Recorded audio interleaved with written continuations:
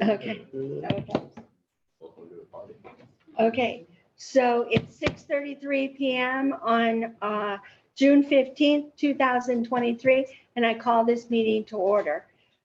First order of business is roll call. Mayor Pro Tem Villalobos. Don't see her yet. Councilmember McGovern. Here. Councilmember Styler. Here.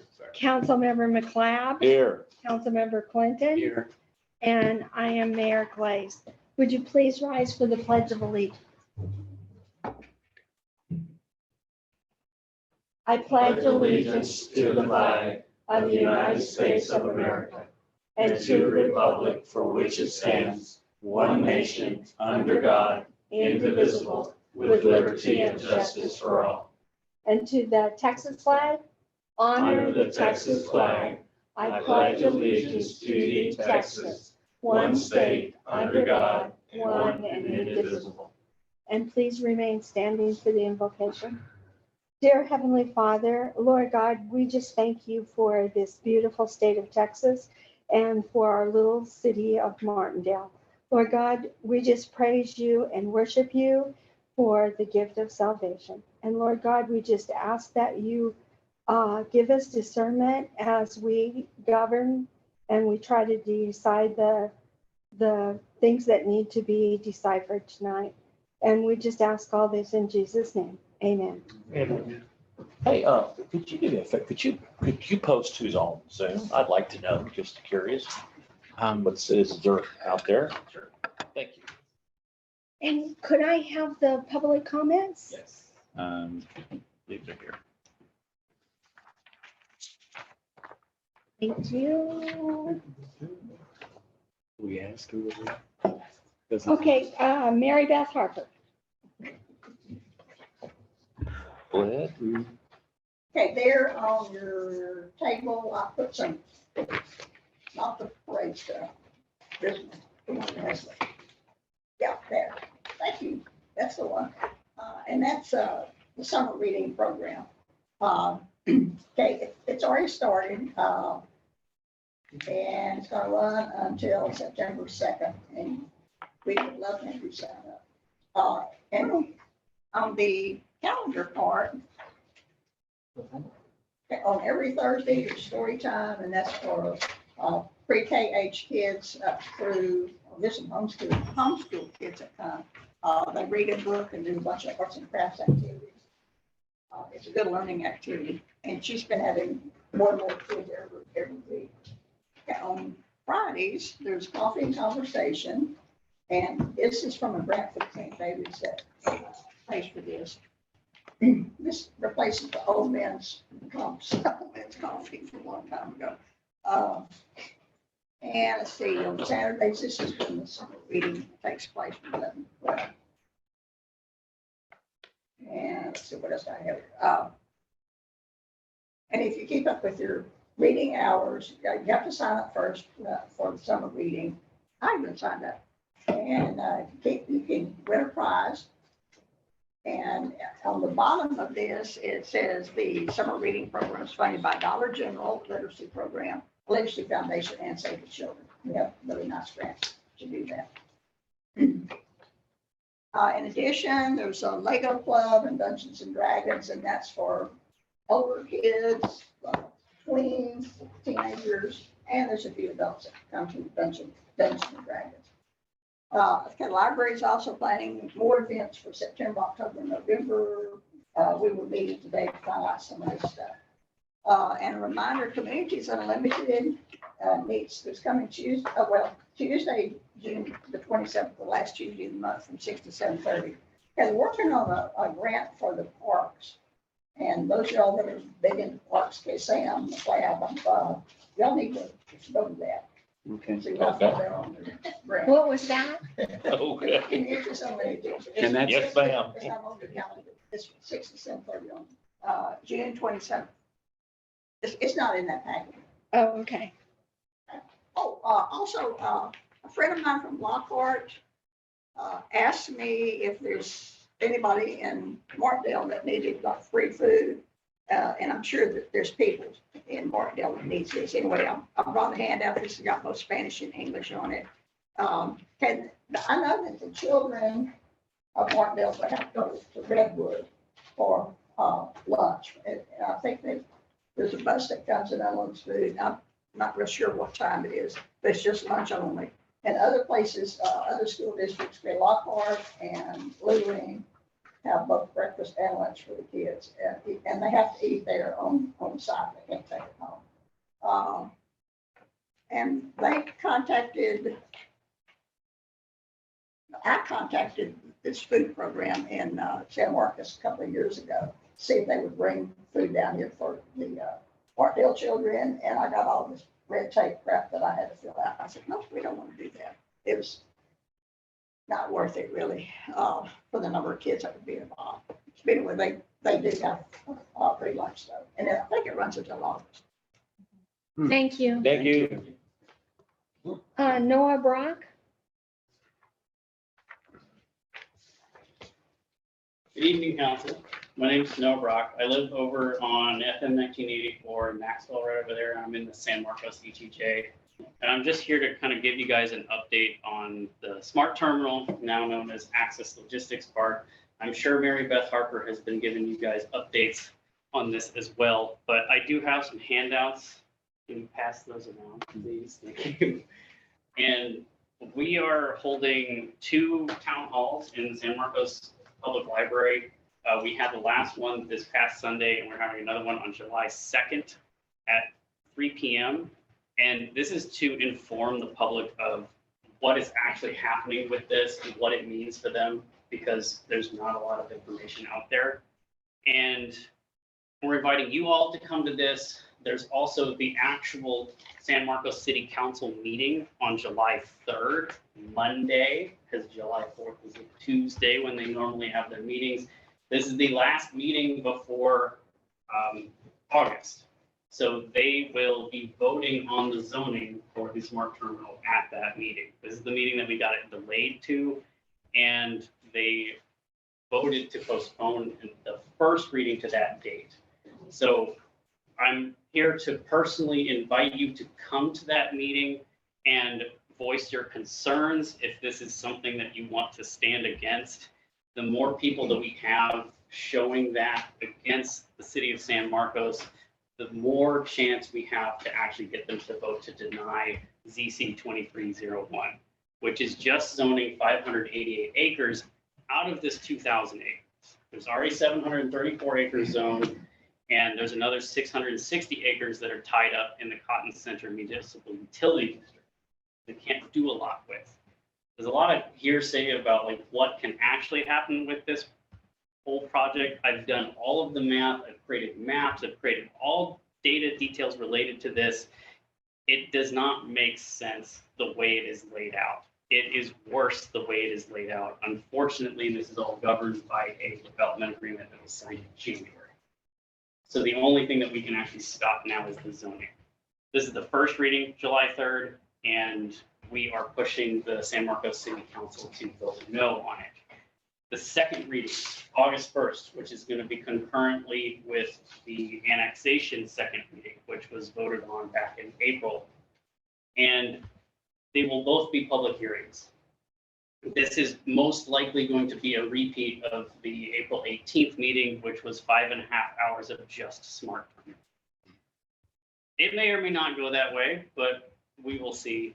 And the push here is to try to get some leverage with the developer to get them to actually change this development agreement. We convinced the San Marcos City Council to take our entire 13-point itemized and prioritized list to start negotiations with the developer.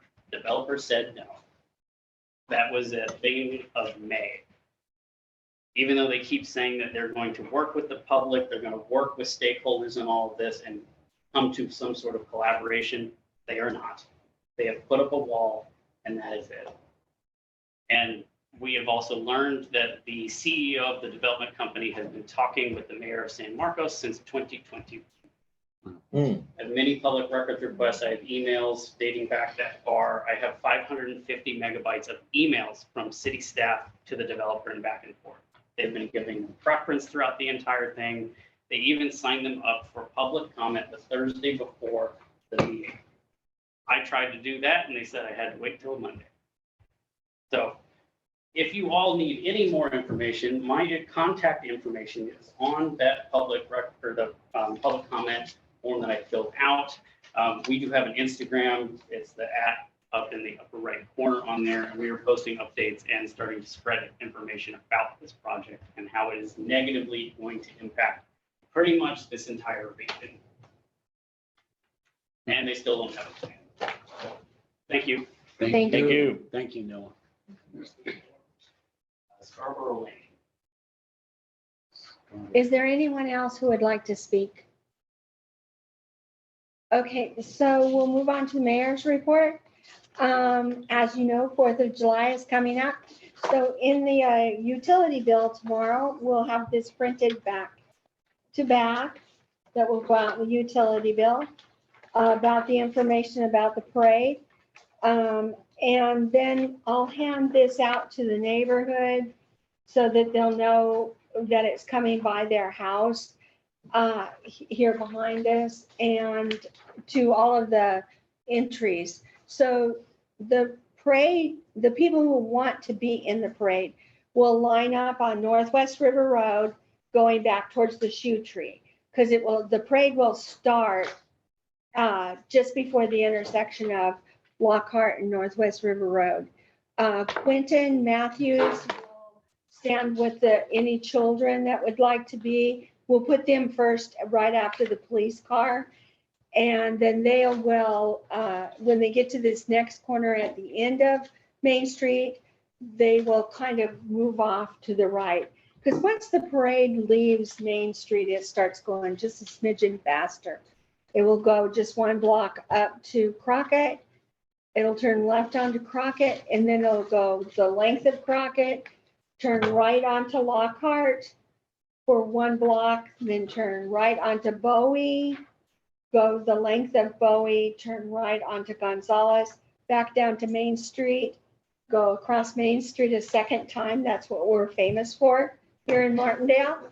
And then you'll end. So anybody who has horse trailer or anything like that, the owners of the Holy Ground Church have given us permission again that you can park your horse trailer or anything there in that vacant lot. So that's all under the works and ready to go. Tom Fudge has put up the banner and is filling potholes around town and cutting Brent. So it's up on there. Sure. That's Yeah. the route. These will be going out tomorrow. Yeah, it'll go out in the utility bill tomorrow. Plus, we do over here on the side have some of these things printouts that I just showed you. Okay, and then so this month has a lot of different things to recognize: PTSD, Pride Month, Juneteenth. Boy, I was surprised at how many different things to recognize. I chose Juneteenth to do a proclamation because it does involve Texas history. And so it is on your screen if you want to read along with me. Whereas the institution of slavery in America began in 1616 with the landing of the first slaves on our shores and continued officially until President Lincoln issued the Emancipation Proclamation on January 1st, 1863. Whereas although the historic proclamation was issued in 1863, Texas slaves waited 2.5 years to receive word of their liberation when on June 19th, 1865, Union soldiers led by Major General Gordon Granger landed at Galveston and announced that all Texas slaves were free. Whereas the 19th day of June, or Juneteenth, commemorates the announcement of the abolition of slavery in Texas and became a day of jubilation for former slaves, and today is the oldest known celebration of the ending of slavery in our nation. Therefore, I, Catherine Glaze, by virtue of the authority vested in me as mayor of the city of Martindale, Texas, do hereby proclaim that the 19th day of June 2023 as Juneteenth or Emancipation Day. And I also wanted to recognize that there's been a grave site discovered at the end of West Ridge Road that first there was a lady that came in and she thought maybe the city could help with that a little bit. She's gotten the university involved, and they're going to be doing some scanning to try and see how many graves are there. And they're asking us to ask the community if they might know who was buried there, because we'd like to get that cataloged. So the University of Texas will be doing a lot of work. They're going to be also putting a fence around that graveyard in the future. And I just thought it might be interesting for people in the community to know that. And so part of Westridge is in the county and part is in the city. So the city limits ends at that very end of the West Ridge. And it's like just the next piece of land outside of it, right So at the north end of of the that. road. Yeah, Okay. it's part of a ranch. And one of the ladies that owns that property, you know, she had come in and was hoping to get help with it. So I'm glad that the university is doing something to help her. And also with the parade, you had Tom trim a lot of branches. I did. Okay, yeah. And I had him put them over on 1979 because I didn't know where else to put them. But no, it's good because you'll have some big floats passing through. Yes. Thanks for that. Thank you. And then my last thing I wanted to do was recognize that Jeff Latimer built a soccer goal in Allen Bates Park. Let's see, he had some help. You helped him and someone else helped him Yes, he. build it. And he's donated all his time and the materials it took to build it. And I just wanted to honor him by acknowledging that publicly. And that's all I have to say right now. Oh, I did want to say one more thing, sorry. With the parade on the notes that's going out, I did note on there, fireworks are pretty much eliminated. We have a city ordinance that says you cannot buy or use, it's chapter 132, fireworks within the city limits. But now the county, I went to the commissioners meeting the other day, and they have what's called an order, and you really can't use any kind of fireworks that you're going to shoot up in the air. It's called, a person may not sell, detonate, ignite, or in any way use fireworks classified as skyrockets with sticks. So have fun, have a happy 4th, eat lots of hot dogs. Okay, so we'll go on to city administrators. I think Joey Chestnut, if he's still doing the hot dog competitions, will take you up on that. I think that he used to eat something like 70 hot dogs in the competition or 4th of July. Anyways, the first thing I want to report on is the budget setting calendar, get in front of city council on what that's going to look like. The takeaway from this is we're going to need to coordinate calendars for a workshop in July, hopefully the earlier part of July.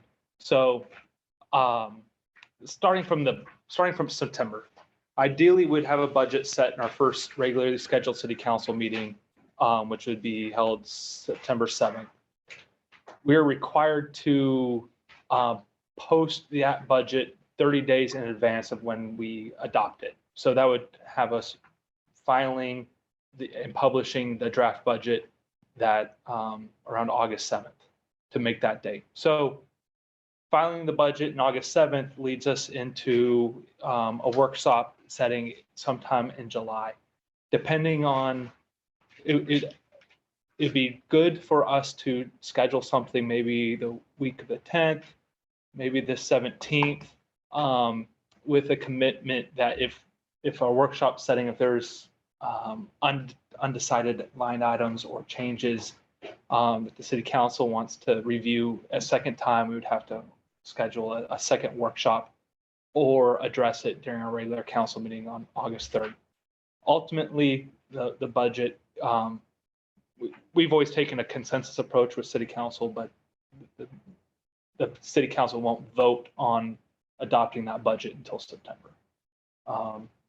If there's certain line items that you're interested in, and you know that before we get into budget setting season, if you want to email myself, and I'll work with the mayor to have those items considered and prepared for discussion in a workshop.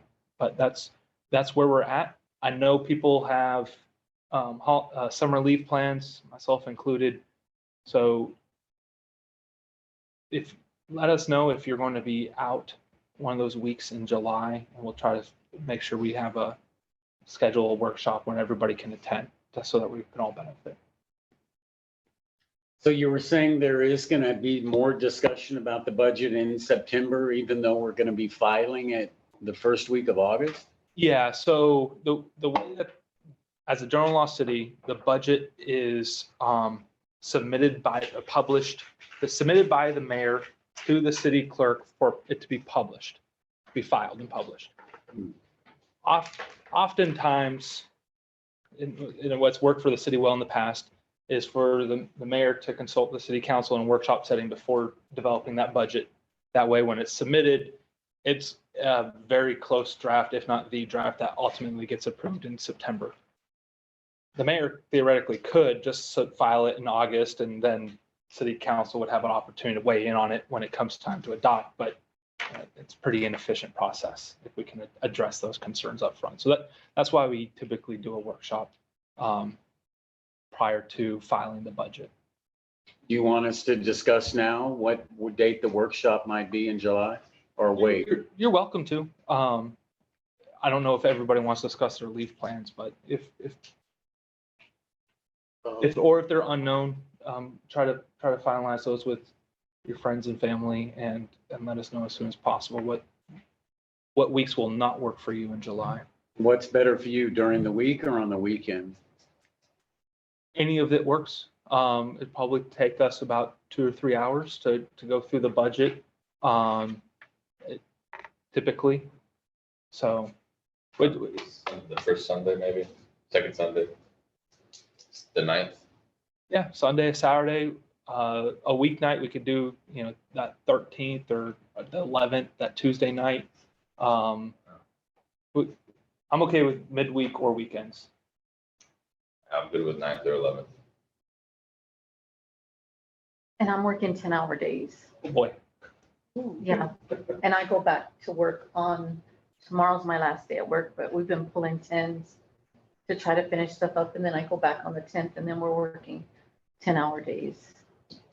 we can work to push it sooner. I know we're still taking some input with our police department and other departments on setting the budget. Like the week, August, that last week, 2020, wait, no. It's too late, we gotta do July. We have July. So ideally, the week of the 9th is like Nick was saying, the 9th and the 11th. The 7th. That's a Friday. Mhm. I won't be in town that week. I could Zoom. How about the 11th? Yeah, that'll work. Sonia said she's going back to work on 10th. Yeah. And I mean, do y'all already have projected numbers for the upcoming budget? Not yet. So how, whenever we do the budget, before, what we used to do, which I thought was a really effective way, instead of just coming and discussing it, is there was already kind of based on projections of where the budget ended up. Was it less? Was it not? There was just a projected number. Then we got the budget, Yeah. and then we were able to scratch out or put where we thought this would go there. That way we're not starting from a clean plate. We've, over the last 2 weeks, we've been cleaning up the spreadsheet to prepare it for this next budget season. We're going to input the latest financial data that Dwayne produced this week to develop those projections for the remainder of the year. Right now, we're only through, I think, April on our financial reporting. So there's some of the projections might be not as pinpoint accurate, but they'll probably get us close. And there's some other things that we have yet to take into account. Municipal court revenues have changed substantially. We expect to have additional park revenue that we've never had before. We'll have an update on that tonight. I mean, and if y'all have to have it on throughout the week, and if I'm back at work and our work ends, I could just jump on Zoom whenever I get home. There you go. Or we could do it, if we're gonna keep the regularly scheduled meeting on the 6th, we could always convert the meeting on the 6th to a workshop, or have that focused on a workshop, and unless there's any pressing issues that require action. I don't mind the sound of that. Sure, Sonia doesn't mind the sound of that either after working 10s. The only thing I didn't know is with the 4th of July weekend, people would be out. Definitely don't want to do anything the weekend after, before. Come on now, San Marcos is doing a city council meeting on the 3rd. I won't be here either. Come on now. Tell my wife that. We could do the 20th, regularly scheduled time also. The only interesting thing about doing it on the 20th would be if there are unresolved issues that the staff or need to take back, or items that the council wants to consider further before proceeding. We'd probably want to schedule a second workshop that following week. Mike, you said you won't be here, right? Not July 4th week. But if we use the 20th, I can say you. What about the 14th? 8 a.m. Well, you don't work on Friday. Oh, that's why you were saying this. Friday. Can you do it during the day, I probably can. I'll the 7th or the 14th? Yeah. You go with the 14th. Yeah, sounds good. Rearrange your schedule. Yeah. Okay, there we go. So that's the budget setting calendar. If you want to go to the next items, I don't have a presentation for you, but I want to give you some updates on several grants that we have submitted and have in process. So the first one, a while back and over the fall and into the spring, we worked on and submitted a grant under the Resilient Communities Program. It's under a broader umbrella of protecting communities against natural occurring hazards. So for us, it's primarily floods that are concerned. The grant that we applied for was to update our master plan to account for flood risk hazards. So our master plan was last written in 1997. This grant will allow us to update that plan, including land use planning, which affects zoning, and other items. So it's something I had targeted for many years to get this, because the master plan really sets the stage for everything we do following. It has a 20-year planning horizon. It's a $300,000 grant. We got told this last week that we expect to get it. All right, really? And it's just going through GLO, Government Land Office Should be a perfect. contracting. So that's going to be really huge for us. Good. That's great. Good job. The Community Development Block Grant for MIT mitigation. That's the Northwest River Road project. We had some feedback on the environmental study related to the cemetery. So it's just some questions that we had to answer. Those were resolved, and now it's proceeding, but that put us back about a month. I would, for the community and for council, expect a town hall public forum to discuss that project further in August. So- That will cover that'll give some opportunity for especially those homeowners, property owners who are impacted by land acquisitions to learn more about the project. At that point, we expect to have the notice to proceed with the state, and then immediately from that, we'll have a town hall type of event, and then begin conversations about that those land acquisition, land right. So that start date of the summer is not going to happen. We're about 30, 45 days behind where we expected based on the initial plan coming into the summer. So That I've got. The town hall, then you're gonna do the proposal to the homeowners about the acquisition. right, the town hall, we want to make sure we are able to be as transparent and answer any questions they have. Hopefully we'll have materials prepared beforehand, so that people can. When is, like, what makes it, when is the construction? Because originally we talked about getting this ready to do right after, the rainy season. The construction is dependent upon the land right acquisitions. We can't go out for bid on the project until that's solved. And so once that's solved, then we'll go out for bid. That's probably a 30, 60-day process. And then churning dirt probably 60 days or so after that. So we're probably, 4 months from August before any dirt moves. I don't expect that the land acquisition process will be done all that quickly. We count for maybe that's 90 days, take, August into November. So first quarter, probably 24, so we break. It's probably going to be spring, well into spring. It may not be until next May before shovels are hitting the dirt. Everybody. And I could go faster if the land acquisition process goes smooth, but that's something that's out of our control. Okay. After that's done, then we'll have a pretty a more complete schedule. The last one, the TxDOT Transportation Alternatives Grant. This is the one that community has been engaged with on a multi-use path, sidewalk path from basically the intersection of Highway 80 through downtown and down to the river access park along 1979. So that grant was submitted last week and on time, and it was a big lift by everybody involved. Our engineers, Adrian, our mayor, our grant administrator, is a lot of work to get that in. You think we got a good shot at it? Yeah, I think so. But part of that process, they had the early down select phase that we already passed. So that's a positive sign.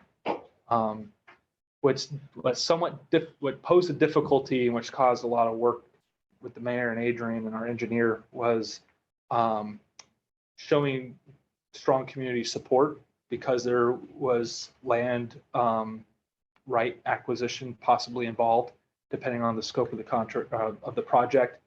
And the mayor and team did a fabulous job. We actually had so much community support letters coming in that we maxed out the page limit that we could submit. Oh, cool. So big hands to them for getting that in, and it was down to the 11th hour. I know that workshop we had is like unanimous. I never seen it like that. Yeah, it's going to be a great project, and I'm really hopeful that we get it. So probably won't hear anything more on that for probably another 3 months or so. Mark your calendars for September, October, and hopefully we get that one. That's it. Those were the significant updates. Okay, we'll move on to the accountant's report. Bring it on. Thank you all. One report I didn't get submitted that perhaps I can just recite here is our bank balances. Just went through that information. And the general fund has $59,316 in it. The utility fund has $23,150 in it. Recently just transferred some money into there that you guys approved for lift station repair. Those expenses are stacking up. In total, our operating funds at First Lombard Bank are $132,891. Our emergency fund is $230,136. And our investment account is $707,398 for total cash of $1,070,000 in the bank right now. The amount due to comptroller for the fines is down to $289,000. So continue to pay off on that, $2,000 to $3,000 a month. What you see up on the screen is the general fund budget report through April. So you see that our largest revenue source, property taxes, 98% collected. I've updated the numbers through May. It's like 99%. So we've just about got all of that money in. You see our total income therefore is at 92% for the year. So funds are coming in on schedule. And municipal court revenue, the third line, you see that's at $73,000, and we are, what are we at April? Two-thirds of the way through the year. So you see that number is tracking ahead of plan. Yeah, good. This year. You get down to expenses, you see the personnel line items, you'll scroll down a little, we'll see the total percentage there is 54%. So we are on plan with personnel expenditures. For the year to date, our operating expenses are at only 45%. So if you go down to the bottom line, probably on the next page. Oh, contracted services, you see there. Scroll down a little bit, 110,000 of 165 at 66%. So that's on schedule as well. Did we pay the county for that chip seal? I did $16,000. Can't remember the checks cleared, but they have been paid. Okay. Is that what Lockhart Street is? Yeah. Well, it's asphalt overlay and then it's chip seal on top of it. The last piece. That's just for creating a barrier, moisture barrier for the asphalt. Makes the asphalt last longer. I'm sorry, continue. Okay. Here's payments out of the general fund for the month of April. We'll scroll down through there and see if you have any questions there. We'll see that big comptroller check. That's a quarterly reimbursement for their part of our traffic fines, 18,000. Our income on the previous report does not include that number.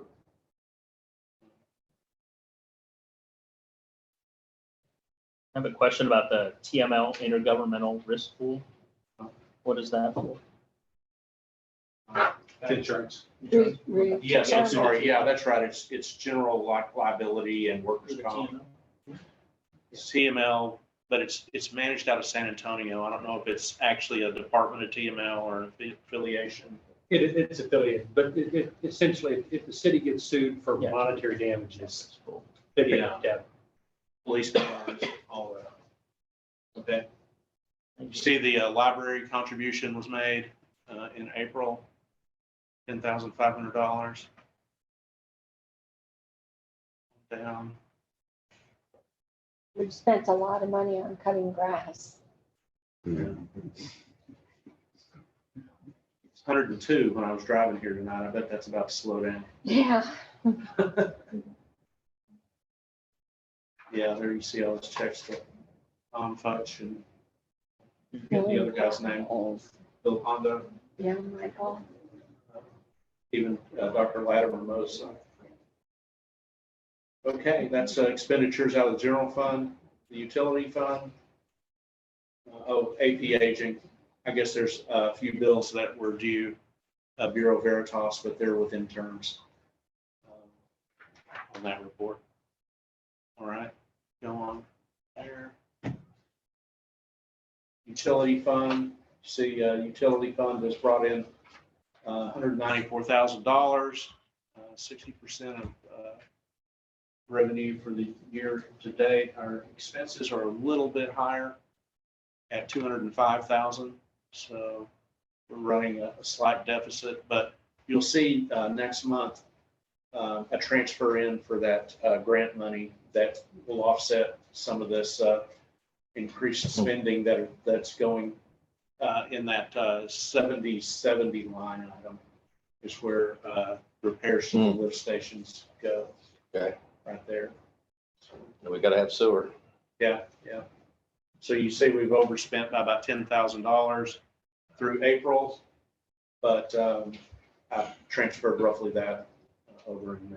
Wastewater plant repair, Yeah, that's gonna be, gonna keep adding up, huh? yeah, that's largely mowing and other work that it's just a regular contract. And that, Well, and a lot of that is, we're using ARPA funds to repair lift stations. yeah. Yeah, And plus, hopefully there's not lift stations in that line item, but there may be. well, there's sewer system repair and maintenance, so. That, and I'm not really sure how exactly those are supposed to be delineated. I treat wastewater plant as just that, and everything else I try to put on that other line. Right. Is what I do. So. And if you go on down, you'll see, who we wrote checks to, see that big aquafix there? That's pumping out of the lift stations, I believe. Is a material to help us get the pH balance. It's a many months supply. So it's 6 months. Is it working, I hope? I don't know if it's been It's in in long the enough for it report. to show. He's in the wastewater report. And himself right there. Yeah, Yeah, he'll tell us. yeah, it'll tell us, it gives a, All right, on down past. There you see wastewater transport, that's gonna be falling off of that stuff. Okay, and the next report should be special revenue, brought in $30,000 of special revenue items, and so far only spent 5. So that, Can I ask you about 5128? On that, what can that be used on? you know, I've got a little legend on my desk. I'll have to look that up and tell you. I'm not sure, but for truancy prevention, is that what you mean? Yeah. I don't know, but it's in our bank account. If you'll just shoot me an email. Yeah, there's also truancy money that's sent to the state, but this is our part that we get to keep. So there won't be probably activity expenditures out of that. It's at the end of the report. No grant activity in the month of April. That's my little report. thank you, sir. Things look good. Thank you. Thank you. Good job. Okay, Chief of Police. Hey, Chief. Good afternoon. Before I start my report, I want to introduce y'all to James Leal. He is our new code enforcement inspector. This is him. He started last month, been a couple weeks now, so you'll have a report here pretty soon with him. I don't have it today from what he did. He's learning the ropes and everything, but he has been out making contacts and doing everything else. So he's our new code enforcement person. Welcome aboard. I started my report, in May, we were pretty busy, out on patrol.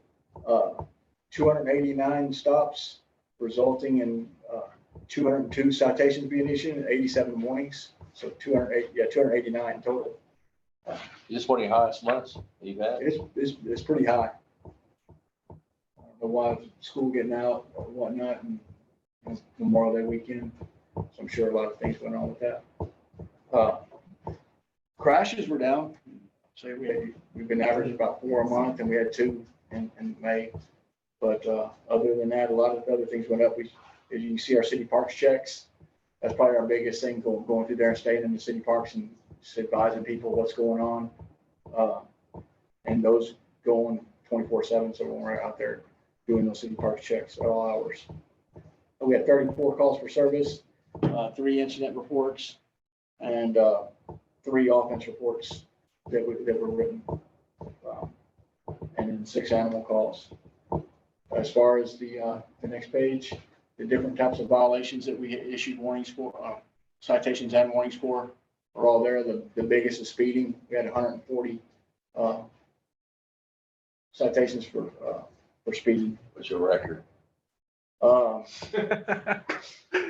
I was got I it. did. He wants to know the highest speed ever. Highest speed. I had 129. 129. Really? 129 passing a no passing zone right there in front of Dollar General. Did you get it? No. It was unsafe. He turned off, as soon as I turned on him, he turned off his lights and kept going, and it was unsafe and let him go.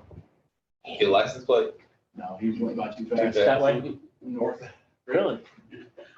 So Now I know how to. it just wasn't safe. Yeah, with the truck. Yeah, with the truck. You learned your lesson. You know what you drive, boy. Absolutely. So Chevy truck. sometimes it's not worth it. So.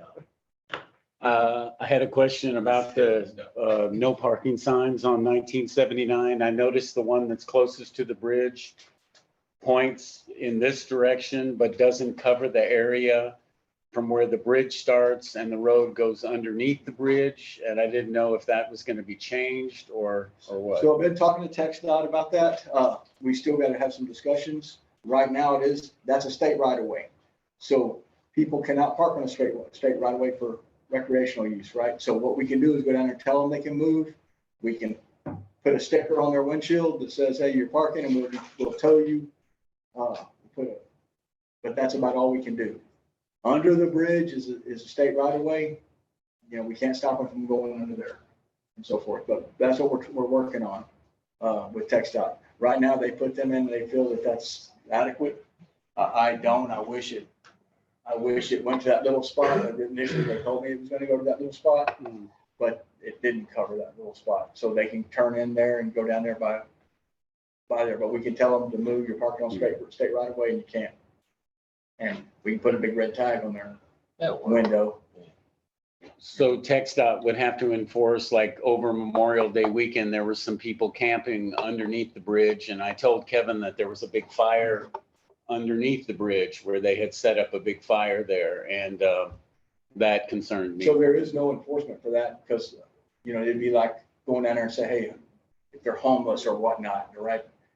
They can live under there, basically. We would have to address that with some city ordinances and so forth. But right now, TxDOT wouldn't do the same thing. They would come down there and say, hey, y'all got to leave. Here's your time to leave.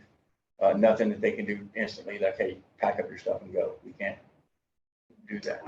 And then also on the curve there where the two blue houses are, and I know we've seen that big life-size thing of a child, you know, standing there, the cardboard, or is that on private property? That's or on their private property. Oh, okay. They did that because their tree's been hit so many times, and that's a I don't even know what you want to call it. It's a thing off a movie. That person is off of Squid Games, and that if that little character shoots lasers out of its eyes on the movie. So I'm sure they're trying to send some kind of message to people. Don't have to. I didn't even put that together, man. I didn't know that. That's hilarious. Gotta know your neighborhood, man. So that's what it's from, and I'm sure it's some people. I'm never Okay. never gonna see it again. Same. I did want to say, James went out yesterday and did like a dozen little orange stickers around. So we are going to start seeing some improvement again as people had started getting real lax about their grass and cars. And now we're going to see that getting cleaned up again. So I'm really excited about that. So then, James, you were in law enforcement before? Yes, sir, I was. Can you just briefly, just a minute, just say what your background is then? I spent 20 years in law enforcement. 5 of those were on patrol. 15 years of those were investigations. I also led a gang unit. I also was part of the FBI task force, State Streets, which worked the eastern part of San Antonio, those gangs there. I was also part of what they call HIDA, High Intensity Drug Trafficking Area, with DEA. And I have done some supervisory stuff. I was a sergeant over dispatch during that time. I got to work with this wonderful man here. He was my captain for many years. So, Seem like you're more than qualified. And you Spanish speaking? my Spanish is not as good as it should be, but I You can converse then in Spanish. Okay. On you can test Sí, yo lo puedo hacer. ¿Qué hiciste la semana pasada? Okay, thank you. I had a question. So on the report, as, you know, as summertime's coming up, I see like there's a lot of, you know, like traffic, motor stops. I mean, thank goodness there hasn't been any accidents, but like, what about for people with alcohol in the parks? What about whenever, to me, it seems like Martindale does not have alcohol problems within the community, but yet like at the house where I live at, somebody's in a golf cart, chunked a green bottle right there in front of the house. I mean, and then we saw another individual with alcohol. I know there's alcohol at the parks, but the reports say there's not. I mean. Well, it don't say they're not. What we have is we've been working with the parks people. Hopefully there's good signage. That's what we need. So we've been going down there and giving verbal warnings. Hey, you can't have alcohol. I issued, so you'll see it on June's report. There'll be some tickets from June, next month's report, that I've given some warnings for cans in the river and so forth.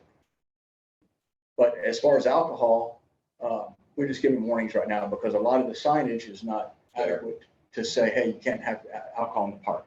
So But isn't it in our ordinance? We cannot have alcohol in the parks?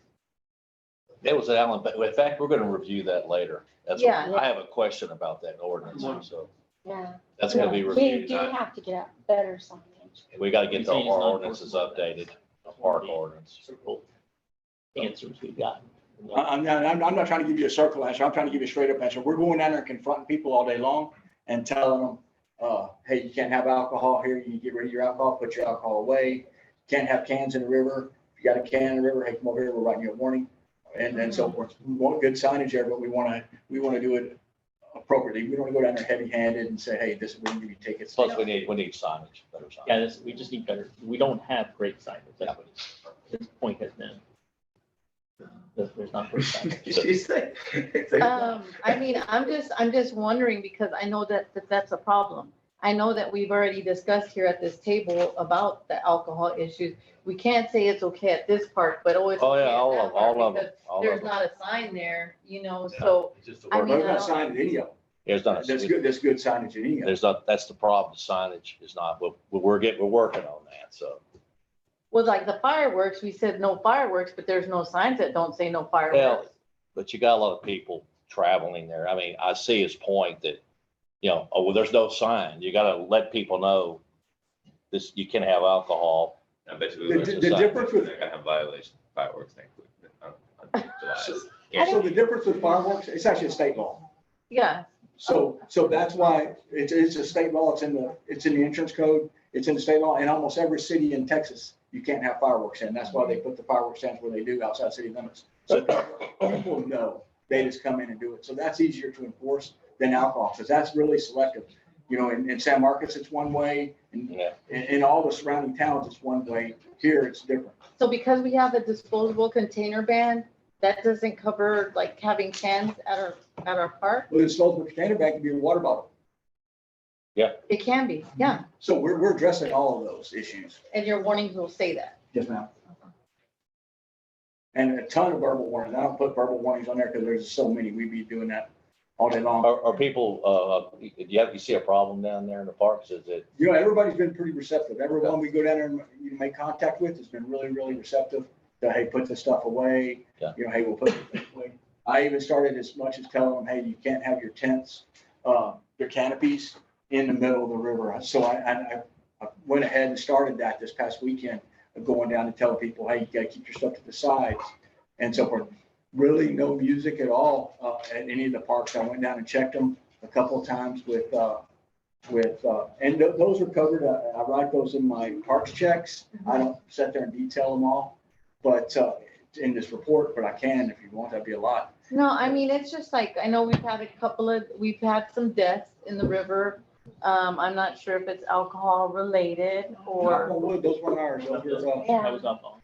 so, you know, and I mean, although it's not technically in Martindale city limits, but you know, you know too, right? What about alcohol? Yeah, Yeah, I know about. yeah. Unfortunately, Don's Fish Camp in Texas State Tube is an RE2J. Yeah. Unfortunately, At this point in time. well, The unfortunately. club's working on getting them in. Well, it's, I mean, you remember I tried to get the E2J, but I don't want to get sued. We would Thank be. you, Chief. Thank you. Thanks, Chief. Am I allowed to ask a question right now? Yes, go ahead. My only question was, about the traffic stop. I feel like I am very happy because you stop a lot of cars that are speeding, and that's wonderful, especially on 80. But I don't see a lot of trucks getting stopped, and I don't see anyone, I don't think ever on Lockhart Street, and they speed like crazy down Lockhart Street. And I'm just curious, like, is it because there's just not enough police officers, so you just have to pick where you can be? Or do we focus on residential cars rather than trucks? Or like, I mean, 18-wheeler trucks? Or like, how does that? So no, we stopped quite a few trucks. We do stop trucks. As a matter of fact, I sent us all to school on ways to make truck stops, truck traffic stops, so that we can stop them out there. And we've been stopping trucks. Okay. On Lockhart Street, we can run traffic out there, and I run quite a bit of traffic out there. The speed limit is 30 on Lockhart Street, right? And now that chip seal, every car that goes by there is throwing up dust and everything else. It makes them look like they're going faster. I don't really get a lot of speeders on Lockhart Street. I used to see y'all sit like, at close to the post office where when people come off at 80, then you would go, you pass the police office. But I haven't seen anything. See, we lost our speed bumps, see? We had reverse speed bumps on Lockhart Street. Now Right. there's no more And speed now there's bumps. not. Yes, They're I gone. was just curious. yes, the speed limit is 30, I've been critical. and it looks like they're going a lot faster than they are, but. You can blame me for that one. Do we have any speed limit signs in town anywhere? Yeah. Yeah. There's I speed just don't limit ever notice them. I always go by the default is 30 in residential areas, but I just shouldn't signs. There's know. 25 right here, and I made a stop here. I got someone at 37 the other day out here on Good for Main you. Street. So Thank you. it's just that Lockhart Street right now with the way the chip seals, it just looks like everybody's going faster. I see them all the time, and I'm hitting my radar and stuff. Yeah. Plus, when people see a cop car, they slow down. That's true. Well, thank you, sir. Thanks, Chief. Thank you, sir. Thank you very much. Okay, let's move on to wastewater report. Right. How you doing, Pete? Pretty good. For the month of May, we pumped 1,279,102 gallons. of the treatment plant.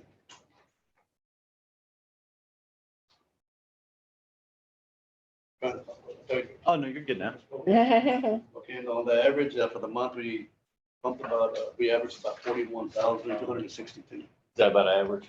Yes, sir. It's a little elevated for that much. Okay. And then the maximum pumpage for that was 128, which is 466 gallons. That was on the 22nd. It's probably a weekend that's combined of 3 days, I guess. And then on the minimum was 21,303 gallons on the low end. Then I'll go on the irrigation.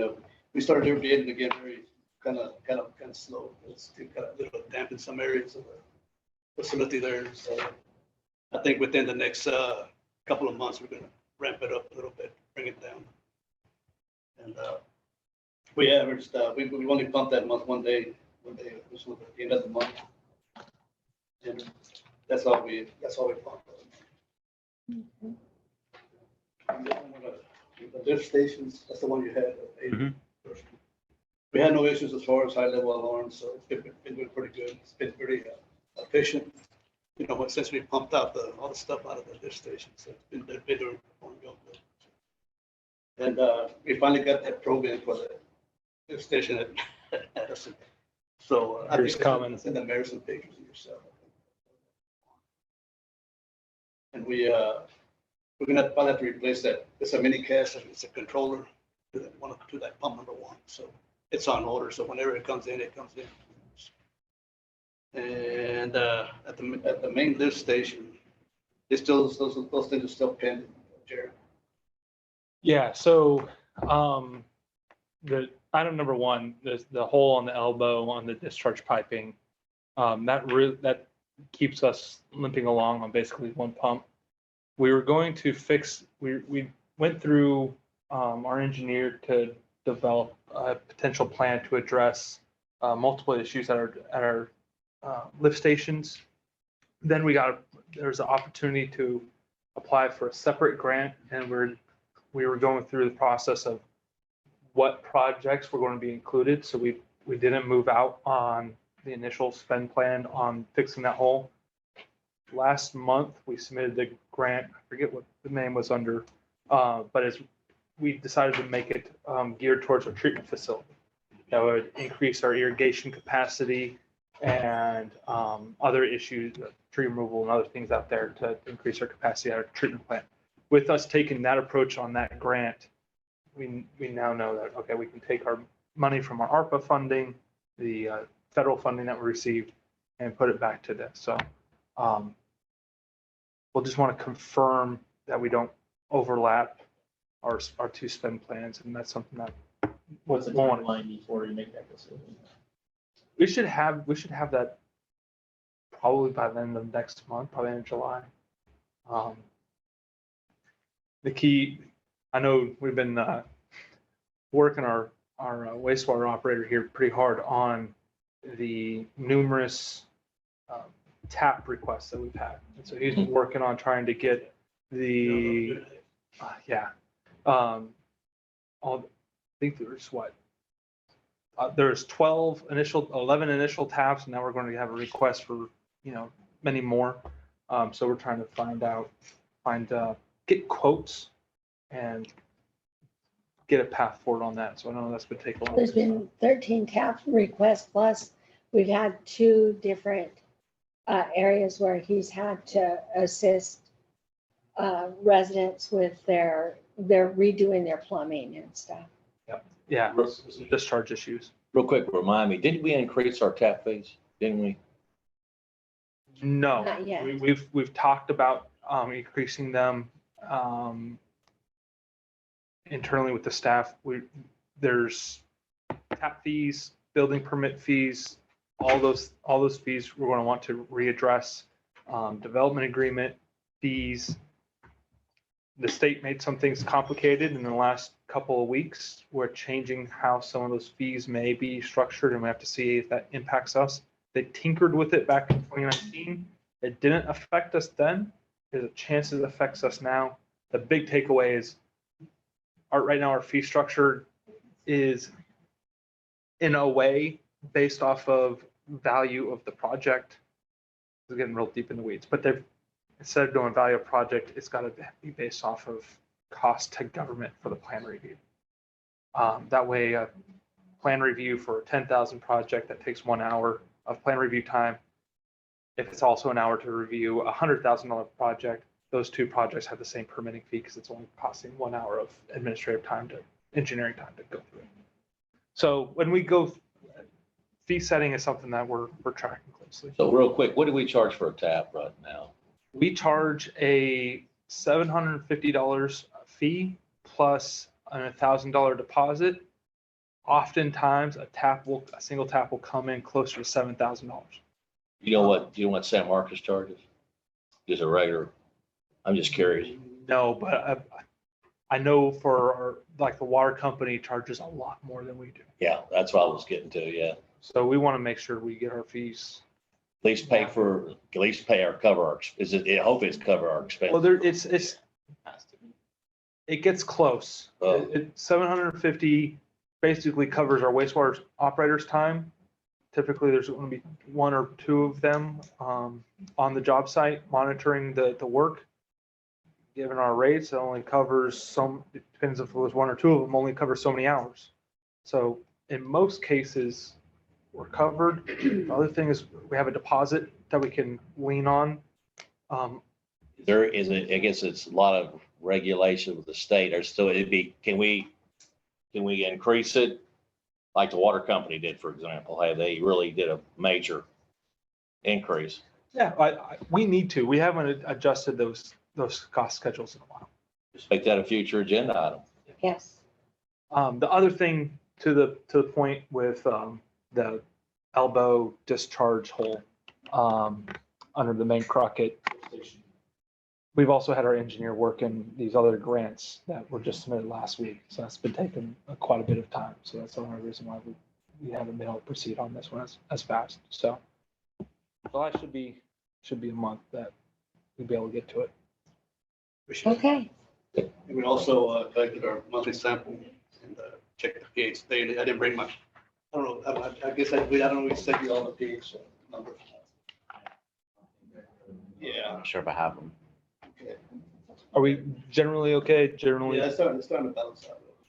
We're doing a lot of recirculating and also we started adding that Aquafix product. And like you said, it takes time for that to happen. So far, what do you think? I want to say it's dropped about that much, really. We just started the process. And, Well, and haven't you used that before, Pete? And I you have. said that you I have. highly recommended it. It just takes time. Okay, It takes time, yeah. okay. It's a big area, surface area of the pond. It's a lot of sludge. I mean, 30 years of sludge it takes. Yeah, 40 years of sludge. Yeah. And then once that's done, then we'll evaluate and see if we still need to dredge it. And I'm working on that too, Mayor. I'm gonna get a number from a guy that does that. Now, when I get it, I'll give it to you. Okay. And what else? All the control panels were good. And what I'm gonna do next, I'm gonna see if I can get some numbers on clean the sewer lines. Because we haven't done any line maintenance in years since the pandemic. So we really need to clean those sewer lines before we pause it back up or something. And then you were gonna try and get a quote on Cemetery Road to fix that sewer line Yes, that's sir. I haven't had broken. a chance to do that, but as soon as I get a chance to do that, I'll get, I haven't forgotten. Okay. Because I know it's been an issue for me since 98, so, yeah, it's been a while. There's been some residential activity increased on Crockett Street at the very end. Is that lift station noisy at all when it comes No, on? The only time that it does get noise is when we get a pump trips out and it gets into a high level mode. Hmm. It'll trigger it's got a buzzer on the side and it makes a lot of noise. So, The buzzer does. yeah, so what we do, when that happens, we get an alarm through a phone app saying that there's an alarm or something's happening and you gotta go check it or something. Hmm. Okay. All the lift stations have that. It's part of the TCEQ required that, especially near the river. Okay. And, You do? oh, Mayor, I got a quote from those 11 taps. I got it. Oh, yeah. Be sure to forward Yeah, that. I need one more to compare. Okay. Nick, I haven't forgotten to tap you. Like, Oh, don't worry about it, man. I'll get it as soon as I can. Like I got set back a little bit. But I was gonna ask if when y'all had that budget workshop, I could sit in. There's some things that may need for the. Yeah, and if you could email us so that we can work that into our budget, what you're thinking about, that would be the best way to do it. Anybody has any questions for me? I just wanted to bring up, I mean, 'cause I work with data. And I like the way that you like keep your records, but I was just saying like for historical data or like if we had to do comparative data, since they are written documents, like we would have to go back to the previous month's minutes, like there's not a spreadsheet. Rather than like if he had an iPad or something, that he's able to take out in the field and turn his numbers there. If he's working on a tap, there's a tap. Not a requirement under the contract, but we could look at doing a contractual modification to have the report submitted. Right now, they're basically field notes. If we want those in a different format, we'll probably want to put that in the contract. Well, I mean, I was just saying, just like for historical data for the city, like if we wanted to compare the previous month to this month, if we wanted to do a previous year analysis to this year's analysis, or we wanted to do a historical, like 5 years, like what is it looking like? Instead of us having to go through the minutes and to try to do that, like, and then are you using your personal phone, like to take pictures over there when something happens? Yeah, I use my own phone there. So And, my younger son, worked out a spreadsheet for another plant Uh-huh. where he puts all the daily flows and stuff on the spreadsheet. I'll ask him to see if he can do that. Yeah, and then like, you We know, get pictures in our email, so we do have copies of his field observations and things. He's really good at documenting and loading my inbox. but he's also using his personal device, so like if we did. if we were- He's a contractor. He's not an employee of the city. So it's kind of onto him. But the data is the city's. Yeah, it is. Yes, Yeah, Yeah, it's a post so document. what he does is very important for the city. I agree. Is that when the state comes to do an audit or something, I have all my records in the box. They ask you for whatever. Yeah, you have to have it there. But it's, and I agree with you. I think it's not a bad idea. Try to do something different. I think it's just like, it's easier, you know, like, Yeah, that's what my son said. It's a lot easier. You put it in there, forget about it. At the end of the month, average all.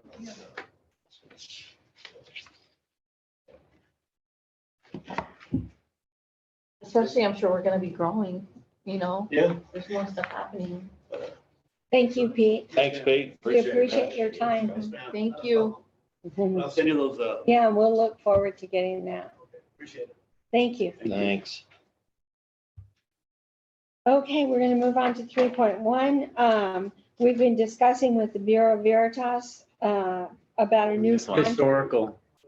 Oh, I'm so sorry. Historical report. I'm getting ahead of myself. Oh, no, you're totally fine. I just figured, Randy Funker submitted it to everyone, submitted our minutes, to everyone, so that you could see specifically what we did, but Adrian did a fabulous overview of the ordinance and what all our requirements are, and kind of some, compare and contrast for people that were either new or had been on for a while.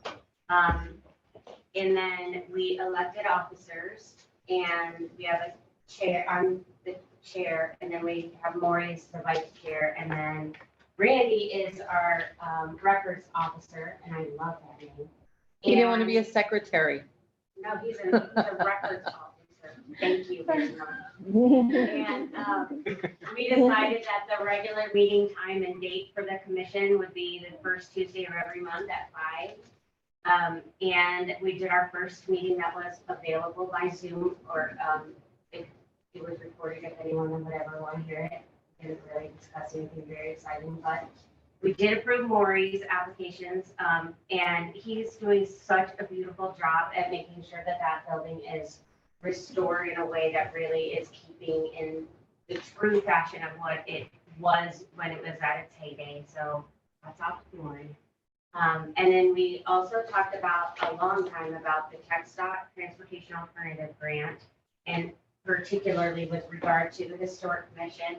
And we did not make any firm decisions, but an important point that was brought up is that right now, the way that the path goes cuts off the very edge of the historic district that goes down towards River Road.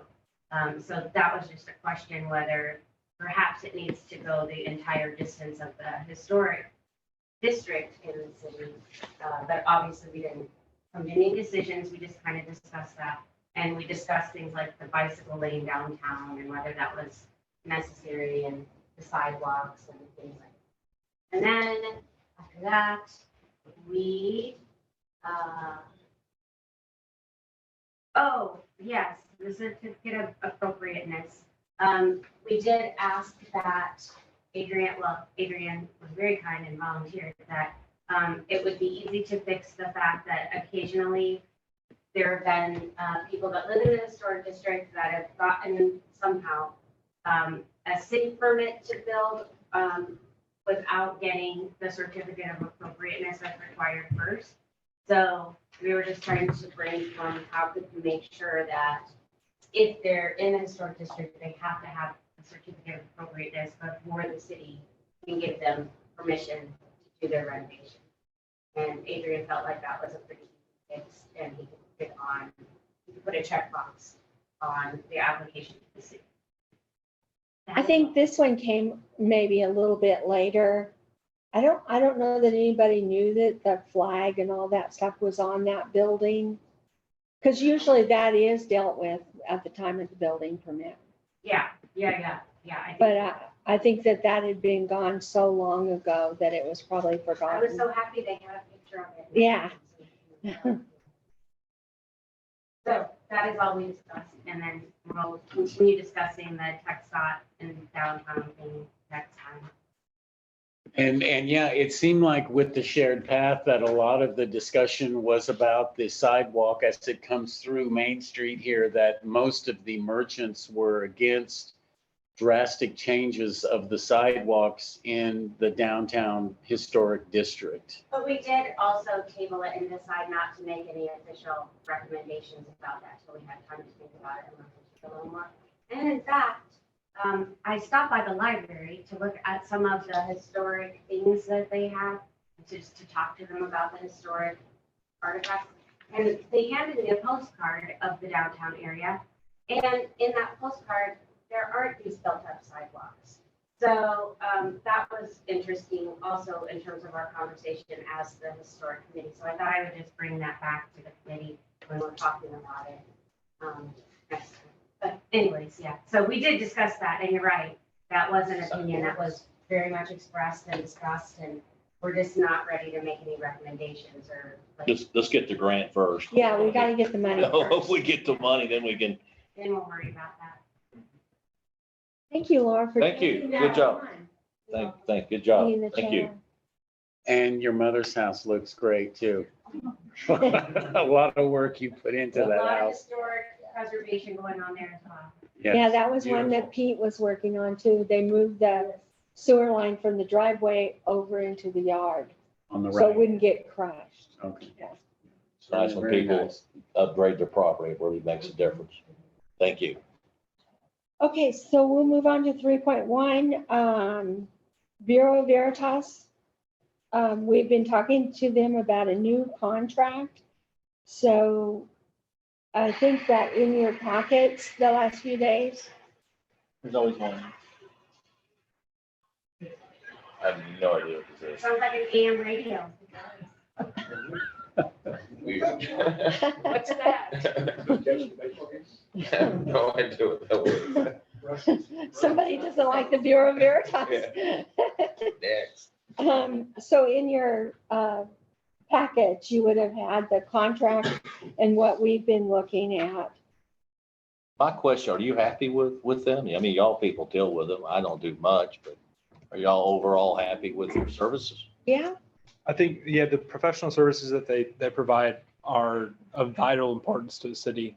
And I've had no reason to question their competency or performance in the tasks that they've done. The only issues that we've ever had have been coordinating work, and Mayor has taken upon herself, and Adrian and myself, to learn how to coordinate with them better. They've recently granted us access to an online system to better manage and have insight on what their scheduled plan reviews and inspections are. What we've noticed, however, is that our contract has several gaps in the plans that they provide, the site inspections that they provide. For example, mostly it's building inspections. Part of what comes to that is fire code inspections. I have not currently on contract. We've worked with them in the past to have it done, but it's been kind of on the side. This would codify that being within scope. Other thing that I don't know if it's on this document or if it's going to be a separate one that we're working with them on is floodplain management, floodplain plans reviews, having their experts involved on that, which would be a big benefit to us. It's something we've looked at trying to solve. that is the separate. Is that the second one? Okay. Yeah. So for this one, it's getting a much broader scope of services that we can order from them in the future. One is like health, like going into restaurants and making sure that they're up to health codes. That's one that as we get more and more restaurants, we're going to need that service. It's one that we haven't done really. So we would have access to that. We're not going to pay for it, unless we request it. Okay. And quite a few of the things that are in this contract, we don't actually pay for them unless we actually request Okay. that service. As far as inspection goes, I mean, the only complaint I've heard is that there's a length of time that's longer than the resident would have liked in terms of getting something inspected after the work is completed. Is there any kind of day, like a month, it has to be inspected within? I don't know if your mother's place, it went smoothly, all your inspections? It did, it happened about the same time that Lee Russ left, and so there was a little bit of a scramble. But the mayor was able to fix that and it moved along pretty quickly. Okay, good. Usually if we request an inspection by 5 o'clock, Mhm. like today, they'll do it tomorrow. Oh, that quick. Yeah, that, Okay. Well, that sounds better then. Okay. It looks like a lot of stuff. If y'all are happy with it, I am, because y'all deal with them. So does the city pay them or the clients pay them for the inspection? How monetarily is the city involved with this? that's one reason we need to modify all of our building permits and stuff. And that's how we bill for building permits, is we determine how many inspections somebody's gonna need. If you're just putting a roof on your house, you need one. And that usually is like $76 and we charge $115 to cover our expenses also. So it really depends on the number of inspections that a residence needs. Not so much the monetary work. Well, it is based somewhat on that and the square footage. And also, one other way we need to modify our permits is we don't have a delineation between residential and commercial. And they charge a lot more for commercial inspection. So I broke even on the one for Dollar General because Yeah, no mechanism charge. I didn't, yeah. When they just remodeled the store, you mean? Yeah, and really, the only inspection that they really needed was electrical because they added freezers. But other than that, it was a lot of maintenance and stuff, and that was the main thing that they needed. How long have we used them? I don't know. A long time. I would have to go back and look, but 2015 might have been when we first, around that time. Probably find it. First check written with them was October 1st of 2013. Or 13. I am, 10 years. Floodplain Management Services. Wow. And then, so like, we've never looked at other options or what other companies offer, or? I'm not sure what competitive procurement process was followed in 2013.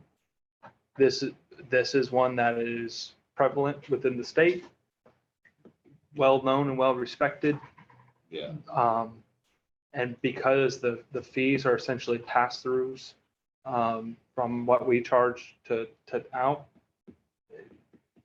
cost is a concern, but given that they're so prevalent within the market, I have no reason to doubt we're receiving market rates. And this wasn't a whole brand new contract. This is an add-on to add on some features like the health services kind of thing, like health inspections. Services, have you gone over that? Say that again? Oh, that's going to be on the next one. Yeah. It's on the next one. And that's something that Adrian asked them after we had talked to their representative. We noticed that there wasn't anything to deal with that.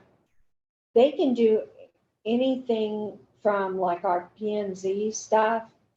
They can do planning, all kinds of stuff. Yeah, this contract may become useful when we do that master plan. They do a lot of master plan related things.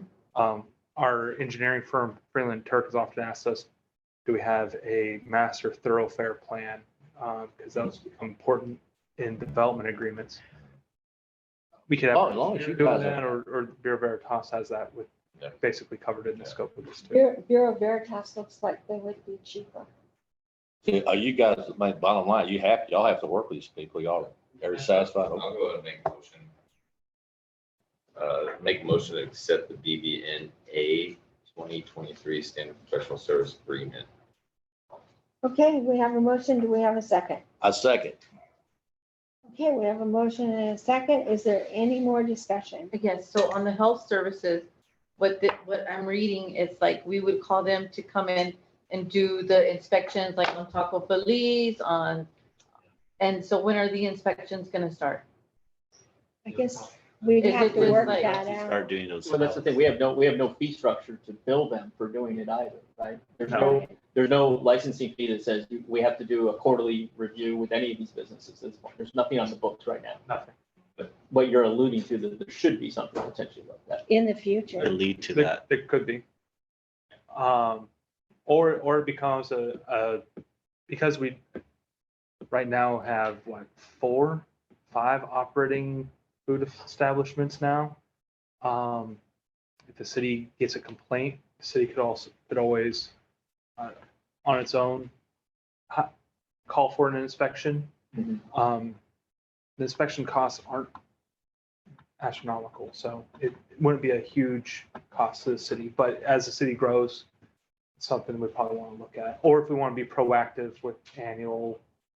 Because there's no complaint to trigger it, but What gets potentially complicated is we'll have to look at, see how that jives with the legislature's new act that says cities cannot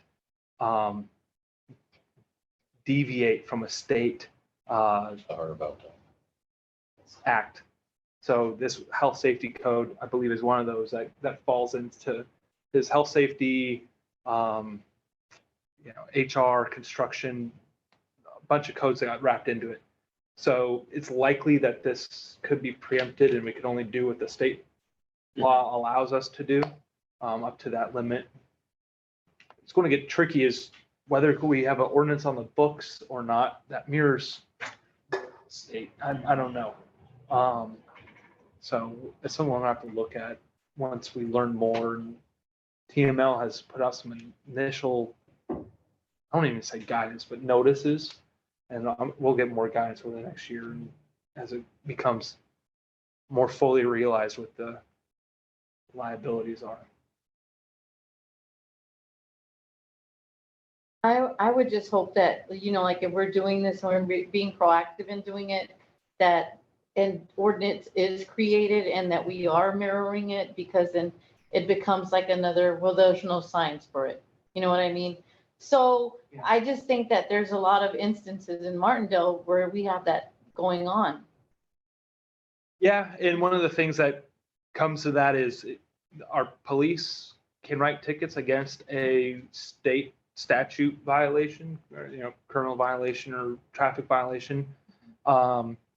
If it's a state violation and they write a ticket for it, the funding basically goes to the state. If we have a municipal ordinance to the same effect and they can write against to the municipal ordinance, then the funds that come through our municipal court and remain in the city. So there are Chief of Police and I've had a couple of conversations on that fact, and look to incorporate some more code from the state as much as we can. It's going to be interesting to see how this new act would follow with that. And just to be clear, we're already bound by that. I mean, that's the way a general law municipality works, is we can act consistent with the general laws of the state of Texas. We cannot act inconsistent with the general laws of the state of Texas. And insofar as the laws change for the state of Texas, then they change for us. This is kind of like the adoption of the International Building Code. That incorporates and codifies this. And so whatever is the most recent version, we're bound to follow it, they're bound to follow it. So, I mean, I would say it's already baked in without the necessity of us doing anything. Granted, it's not a bad idea to administratively keep up with it, but I mean, we're bound to follow. Yeah, there's nothing, if there's already a state law on the topic, we don't have to create one for ourselves. And they have the duty to know that and follow that without us prompting them to do it. Because that's what they're hired and licensed to do. Okay, is there any more discussion? If not, everyone in favor, please say aye. Aye. Any opposed? Okay, so the motion carries. Now, the second part of this is we wanted to add on the floodplain management services. So that's really important. So if we can add Especially the around motion here. Well, to add that on, I would appreciate it. Would they be acting as an administrator? When they act as, when they're doing the inspections and reviewing the building permits, they would consider our area, they would do the overlay of the The flood question is, maps. are we passing through this cost to the client? How is this being passed on to the Right. client? It's at the bottom of that attachment. I believe it's on here. If it's not, I could bring it up. Oh, you know what? I think it got split somehow. Did it? What page is that? The scope of services begins on page 59. There you go. I think we might Here it have is. missed Page the 59. second page. It's only showing one or two. Okay. For every hour they do for inspection that's related to floodplain or flood hazard mitigation, it's $150 an hour. Just to clarify, this floodplain, I guess it's a floodplain administrator role? It's a manager role, so they review applications. It's basically a plan review application. So if you have an engineer, if you have somebody building a house and they have In to the have, Dream subdivision. yeah, if they have a flood, so would they be, these people be directly working with their, say, engineer and architect? They would review the plan. Yeah, they give them red note or. Yeah, so that's. The city does not provide consulting services to private entities.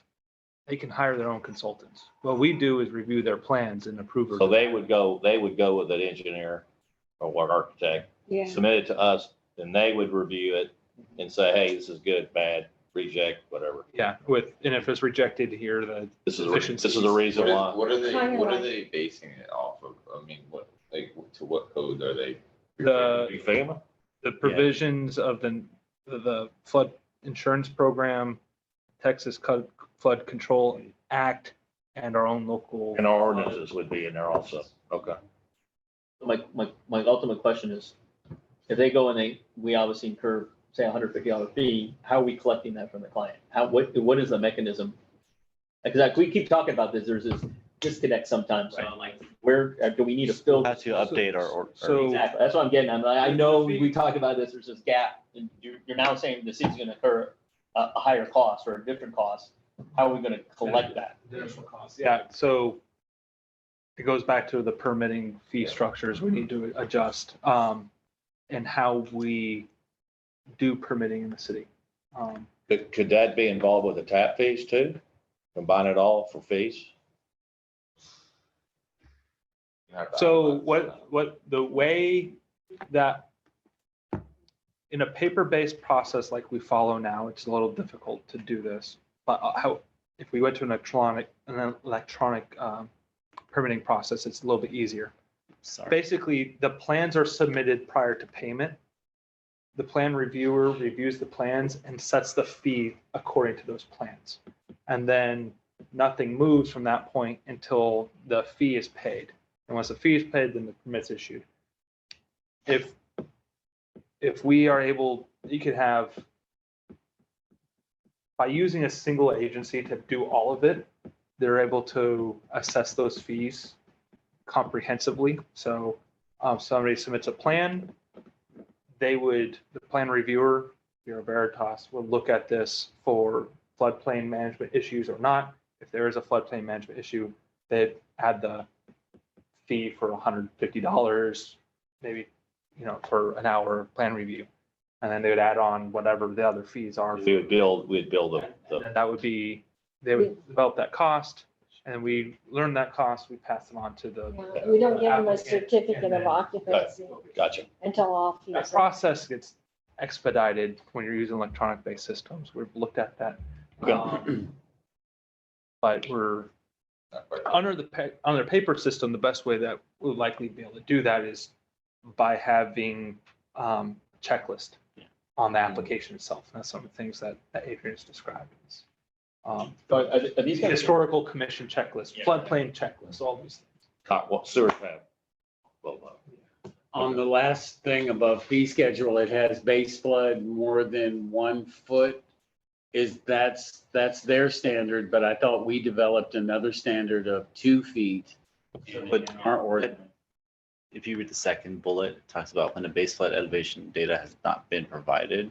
Oh, it's available. We've already, they'll enforce our ordinances, so when we adopted that free board, they would enforce that, and they calculate the BFE as well. We've had quite a bit of conversation too with them.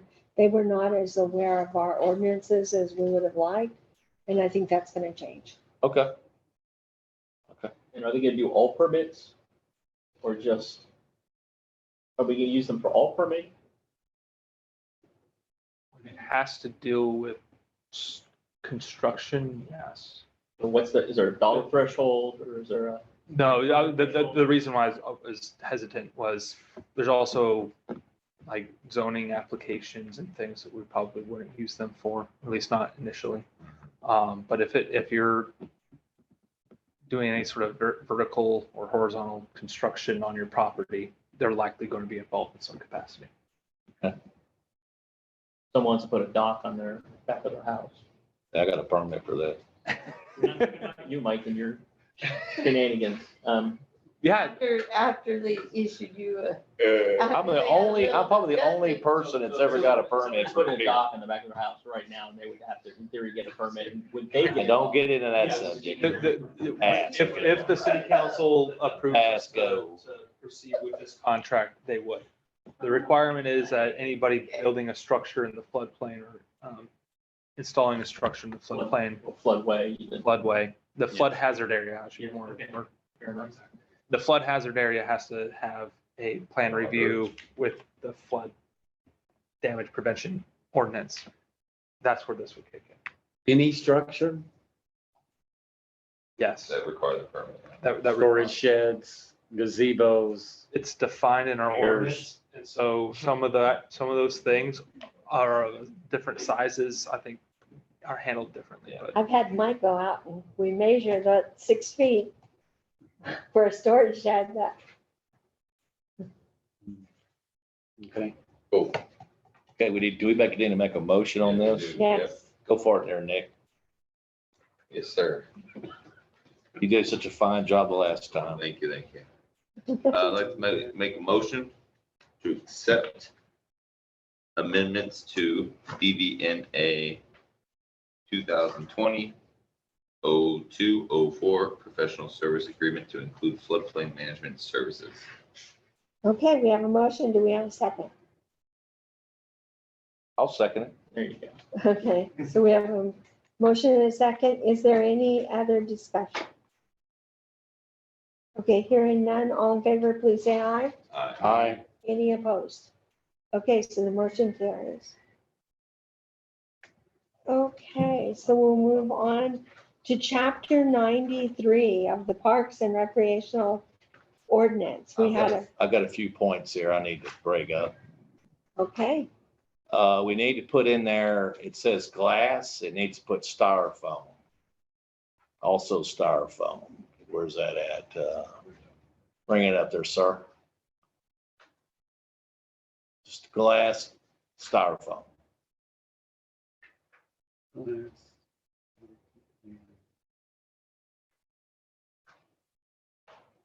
That's pretty typical, like San Marcos doesn't allow styrofoam. Styrofoam's terrible. It's actually worse than glass in some respect. they've outlawed styrofoam in San Marcos. Amend it, to make a motion to amend that language. I'll make a motion to 9.3.1 prohibited containers to use, carry, or dispose of glass, comma, styrofoam, and keep the other words like it is. Okay, do I have a second? Second. Okay, all in favor, please say aye. Aye. Any opposed? Okay, the motion carries. Next point is, So, well, let me ask then, all non-reusable containers then does include plastic and, Yes. and aluminum then? anything that's non-reusable is not allowed. Mike can't bring his can. That's right. I can't bring a can. Okay. You use a styrofoam cup. That's why we put styrofoam prohibited, because, you know, Okay, I have another one, and as the Sonia made this point earlier. There's no mention of alcohol. We don't want alcohol in our parks. Yes, I don't say anything about alcohol. I believe that's in the original ordinance, but if you give me a second to take a it glance. is, Where Yeah, so we were, it was, we Talking discussed about that in the the workshop. It was, it's not in this document. These are just amendments, right? These are just amendments. Okay, as long as that alcohol's in the other one. 9310, then jumps to 9325. Okay, These are the only changes. I'll stand corrected. Next point. 9309, Excuse me, sir. possession of alcohol. And now, next point, didn't we discuss about the $25? Didn't we discuss about raising that fee? Go down to the, Yeah, but we talked about a deposit. I mean, the current fee for such, is set at $25. Did we change that? Did we discuss that? Was I it, think I really think it needs to be more than $25. And I'm up for discussion. I think 25 is way too cheap to tie up our parks or use that facility. want to make an amendment? Yeah, I don't, do we want to talk, what do y'all think would be a fair fee? For the picnic table and using the electricity?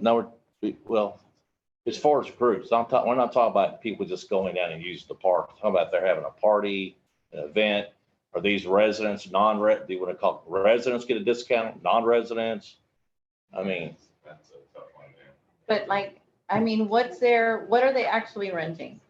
they're renting the grounds. It's a exclusive use. Yeah, an exclusive use permit where they're not, someone who's not invited basically to their party can be exempted from that area. And I believe it mentions where on section A here. So the only area in Alameda Park that may be reserved is the area located to the immediate right of the entrance between the swings and the parking lot cables. So someone trying to be disruptive or join their party that's a stranger can be removed from that area.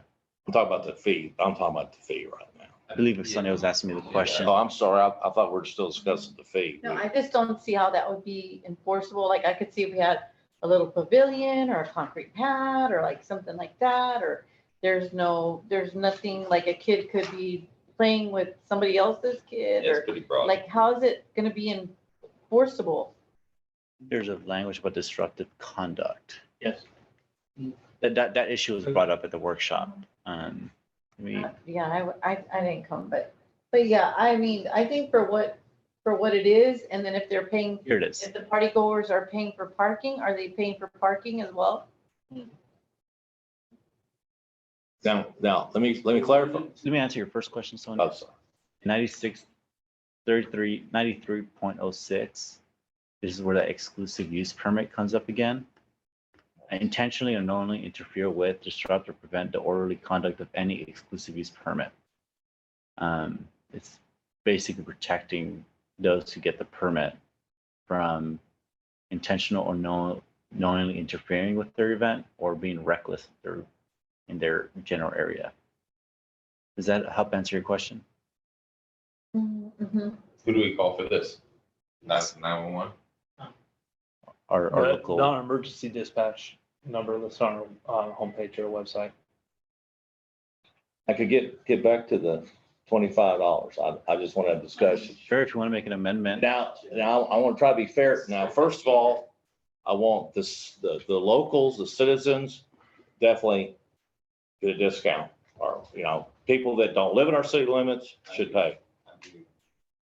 I think when we were discussing this, we were talking about bouncy houses and birthday parties. and Yeah. Stuff like Yeah, that. but see, our parks are so crowded now. They're going to get very crowded. What would you like to see, Mike? How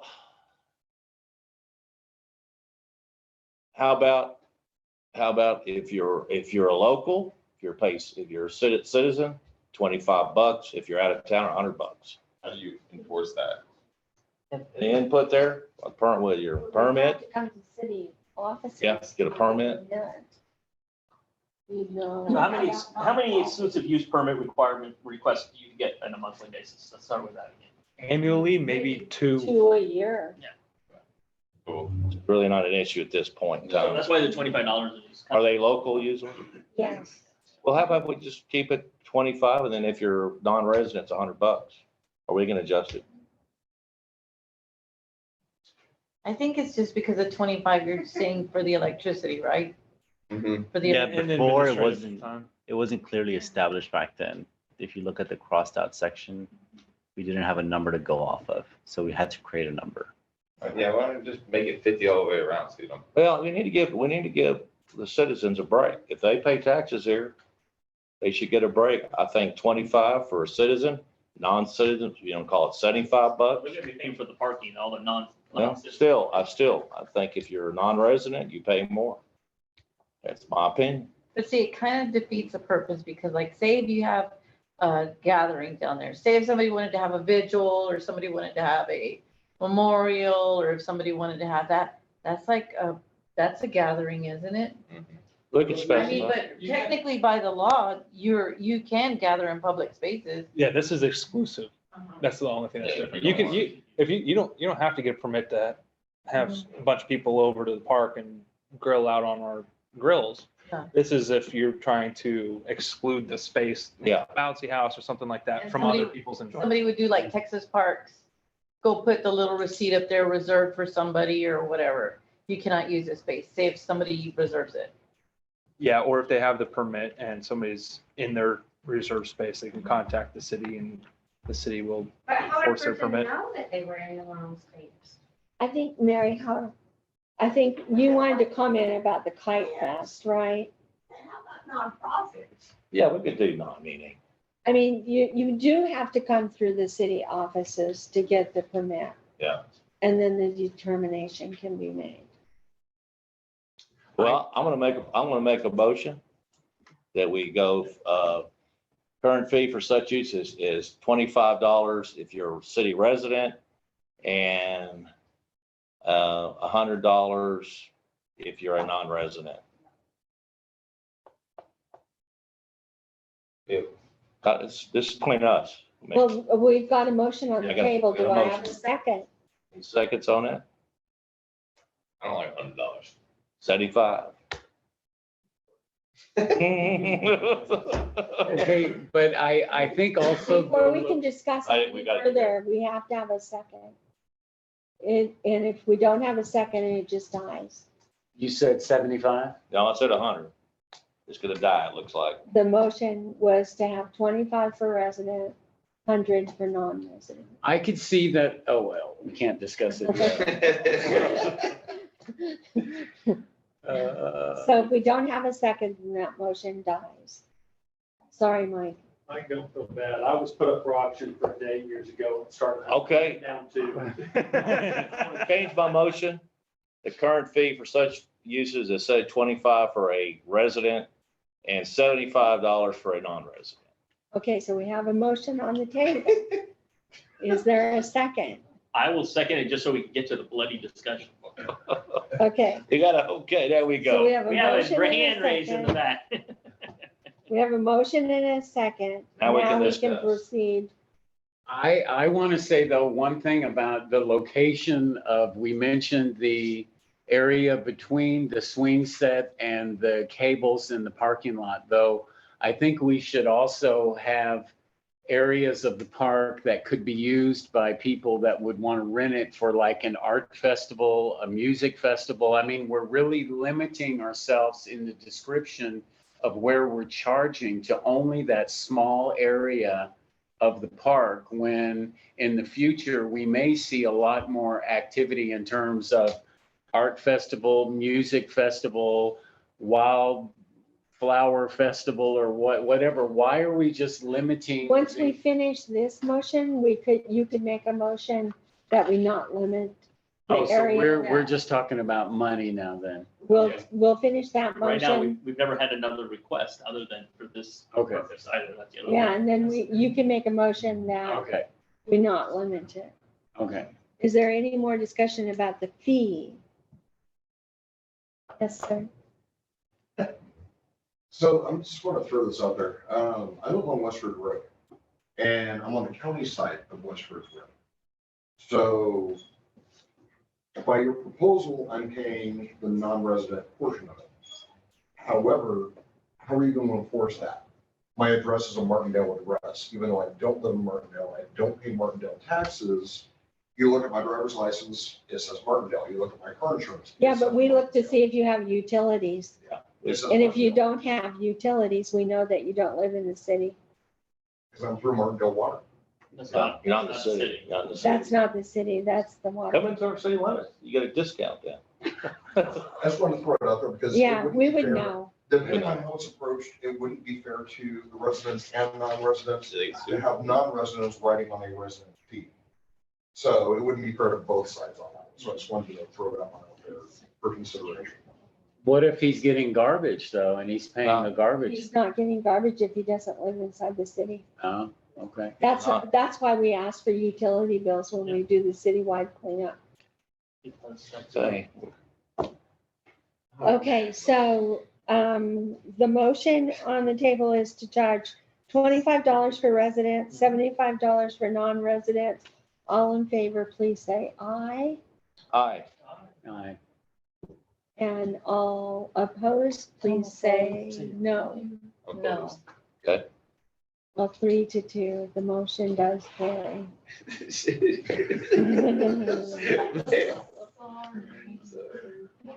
Okay, now, Sam, Okay, so it says, can we read the location of where you pay the money again? Yes. 9305, it says A. Immediate right of the entrance. Now, entrance meaning the parking lot? Or the entrance where the telephone poles are, where the sign Mean the is? sign. That needs to be clarified more. Sure, how would you like to clarify it? Um, do you not want to define an area for gathering? You could say, take that out. Well, I mean, I want to include a bigger open space of the park because this just limits us for the ability to charge in that one spot. But if we do have a bigger event, a kite festival or a fundraiser or we want someone to rent the soccer field. or the left of the soccer field. I mean, or if they want to rent the soccer field, yes, and have a tournament or. Rent the whole thing. Or the whole park, perhaps, yes. Do you want to keep? I don't know if you technically can do that. You still have to give them access to the river. You I can block don't- them access to the river. Or, Without access to the river. or You wanna increase- other, you wanna have other, our- Opening the can, you know. If you're getting a bigger, you want to charge more if you're having a bigger. or area. other large areas. I think like we should get our parking situated, paid parking, because like we're getting into a big old can of worms. That was my We're point, Sam. some No kid one's is asked just trying for to it. have a birthday party. The problem with this is it's already in our ordinance. And Yeah. it's kind of, it's messy in our ordinance already. So this, The other alternative, Right? the other alternative would be if you want to remove it, it would be to strike the entire 9305. Like the area, you mean? No, strike the The whole. whole, the only area of the Allen We Bates made Park that may be $50 reserved is the area, like, just strike that whole thing. And then that will open it up to the whole park.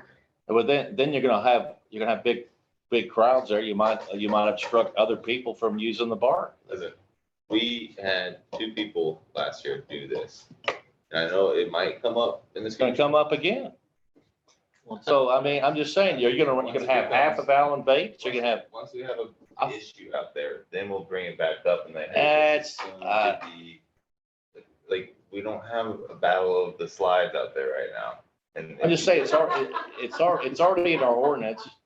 It's already in the ordinance. Sneak it out. We don't need This this is why right we now. had a workshop. Was That's to what I'm try to saying. Work these things. Yeah, I out. know. I think it's a mistake. I mean, just leave it like it is. Just leave it and when someone decides that they want to start saying they want to rent the whole park out. Yeah, then we'll discuss it We'll then. discuss it and I agree with be that. Affiliated with that. Yeah. Right now, we've had 0 people. Why not just include that, make to rent the right side of the park or something like that? Or the soccer field, or. And you know what, this is Able gonna sound to be- real ugly, but I'm just gonna say it because it's like we're pimping our parks out. I mean, it's like a natural, beautiful river. We want people to come to our community, and all we're doing is we're scraping and trying to find ways to profit off of it rather than enhance the beauty. It's already in the. Put some area on there where people can enjoy. If we wanted them to have a birthday party, we should have like an area there to rent it out, but I just don't get it. This isn't about people having birthday parties or charging people for birthday. They can have a birthday party in the park now. The only difference is that the exclusive use Yes, of a spot of the park they have. without any interference. So let's delineate that. Let's get a section That's and what we're let's doing. do it. That's what we're doing. It's that intentional interference, it's already included. Yeah, the disruptive behavior. To But no, protect those with the special permit. Right, it's the exclusive use of a public facility is what. Yeah, that's what we're talking So about. We're not, we've had that though.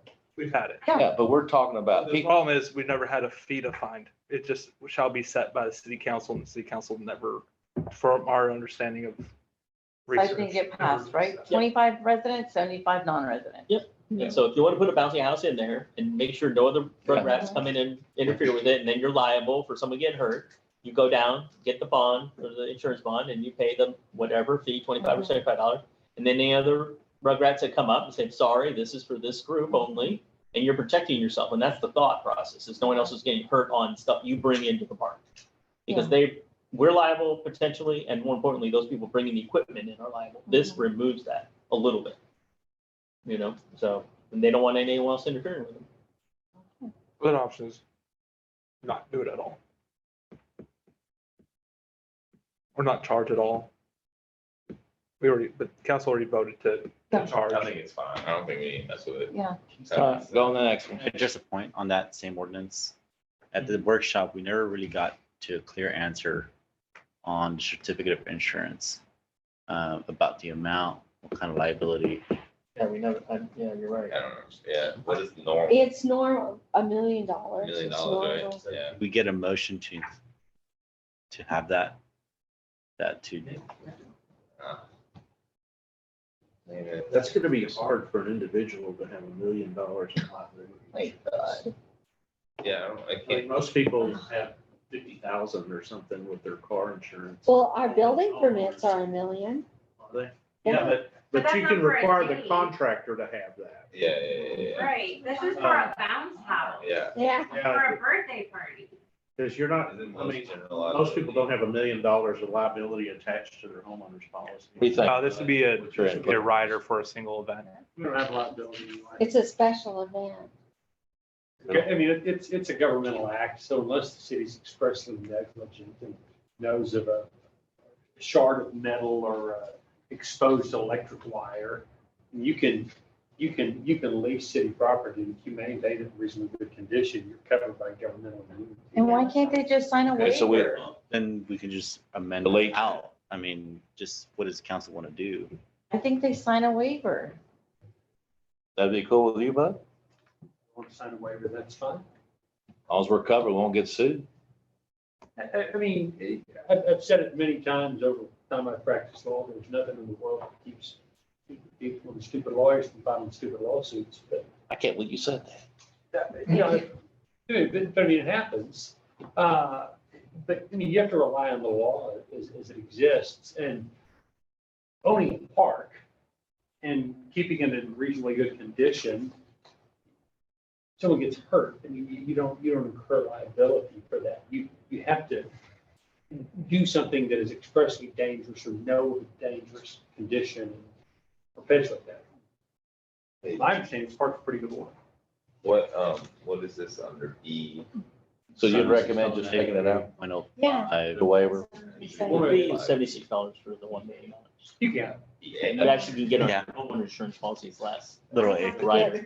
A lot of bridal companies now have to get something for, in case there's accidents or something. Somebody leaves a candle burning, or I had to get one for family reunion. I mean, look, more insurance is always better.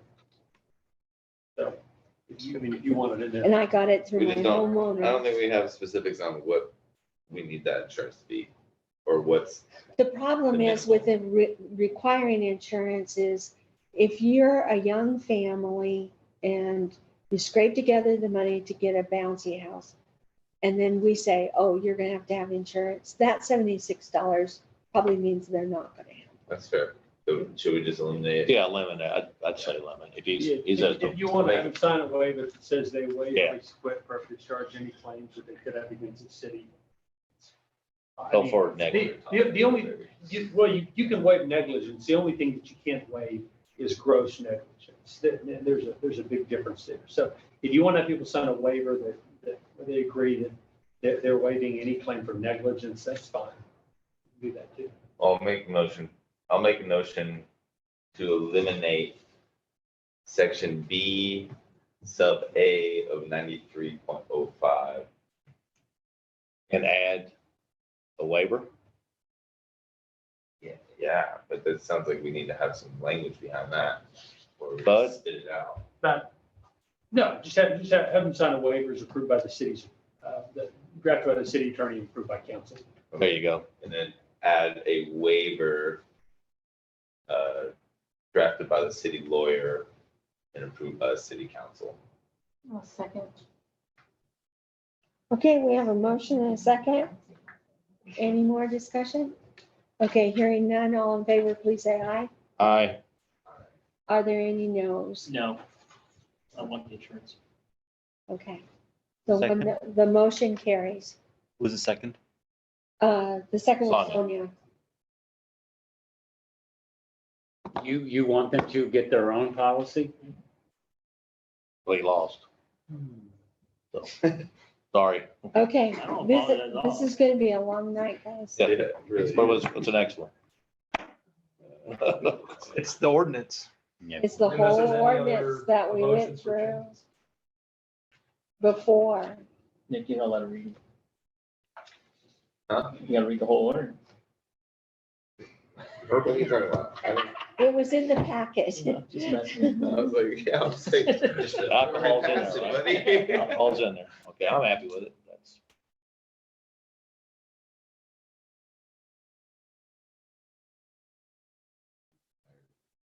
Yeah, we worked on it for about 4 or 5 hours.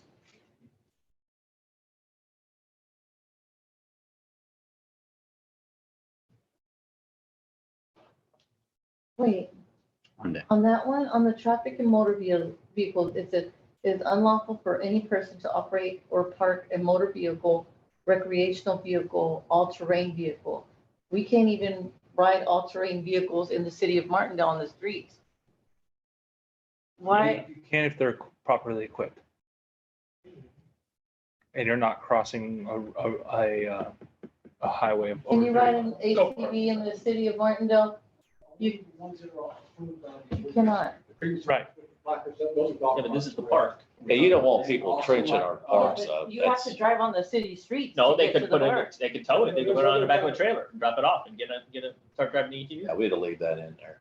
So there's other kind of ATVs, like the one the fire department has, it has placards and stuff like Yeah. that on it, those are authorized. Four-wheelers and things like that are not. That's a different type of vehicle. Gotcha. I just saw all-terrain vehicle was a four-wheeler. The broad category of recreational, motorized recreational apparatuses.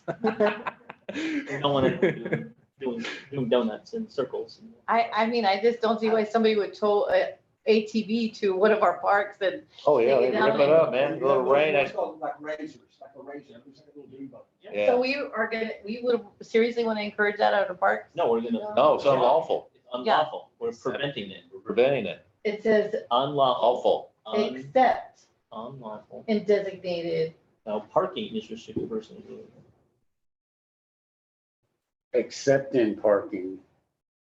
Is it a concern that somebody's going to be doing racetracks on their ATV? Parking lot. Doesn't it say that? Yes. Yeah, it does. Just take it out. Just take parking out. Yeah, that's a little weird. Just take it out. It does say that. Just take it out then. Take accepted designated parking. Just take it out. That sentence right there. You have to make a motion. Okay, I'll make a motion. Yeah, what it says, you can only operate a vehicle in the parking lot. As long as you're talking about it, this is like a four-wheeler. Yeah, but the no. actual sentence doesn't just say a Doesn't make four-wheeler, it sense. says a motor vehicle. Any motor vehicles can only be operated in the parking area. Yeah. That's what it says. You cannot. I don't think that the city needs to pass a law that affirmatively states people can park motor vehicles in parking lots.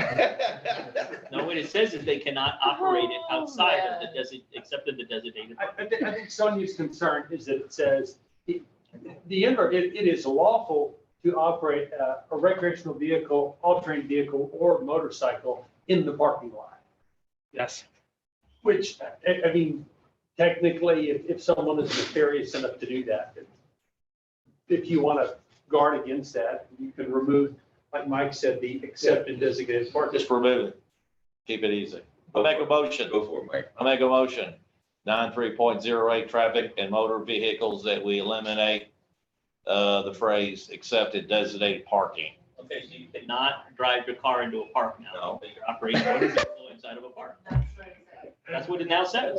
Think, read it.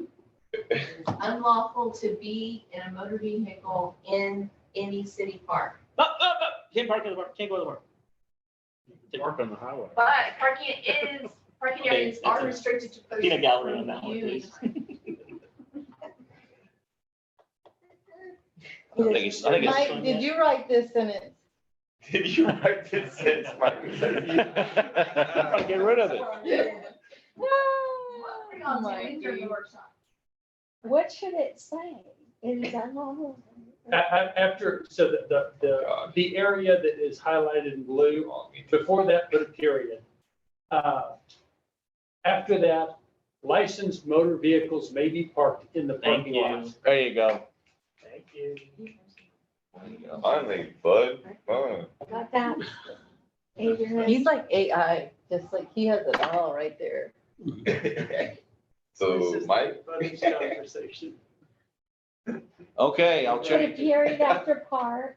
Park, period. Next sentence, licensed motor vehicles may be parked in the parking lot.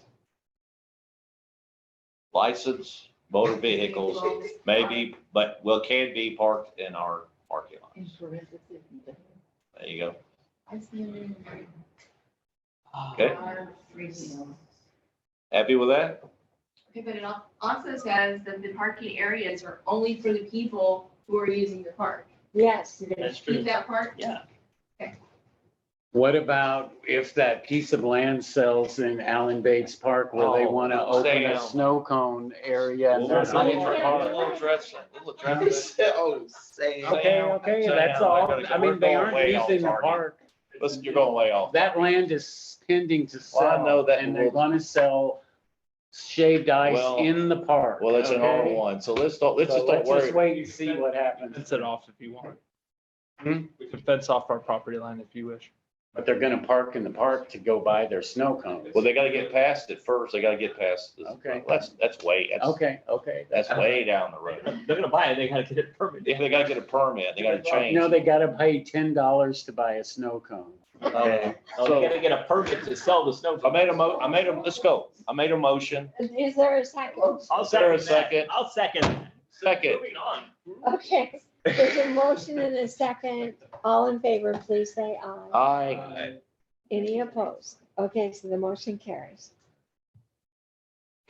We're halfway through this. Good job. Okay. Oh, my goodness. Okay, so we got the Workshop, glass and styrofoam. Let's keep going. We got Did you to, get the provision about the fourth Oh, Tuesday following okay. the eighth Monday? let's go. Got some styrofoam, right? Let's go, the next one. Fireworks. Okay, So we're gonna do propane only, no briquettes. correct. Right. Okay. Go, next one.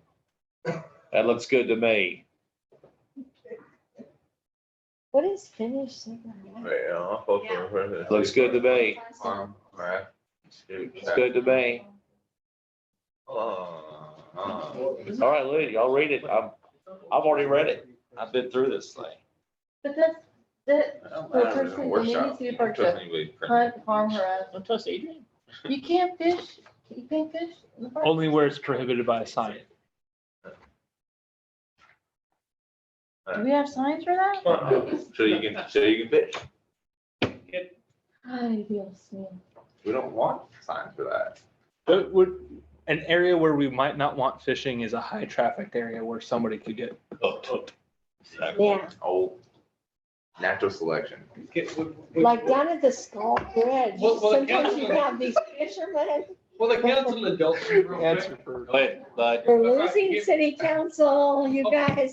Back to business. Which is just one brief, under 93.30 E, it is unlawful for a person in the city park to use water to clean themselves or other personal belongings. Huh. So hypothetically speaking, if your child spills ice cream on themselves and it's dirty, you may not use water. Okay. there- This is Oh, why- no. This is why You have to use, you have, Any water. Any water. well, you want, Sorry. Okay, I'm sorry. Come on. It's not a problem. It's a good ordinance. good, go, keep going. You see that, Tommy?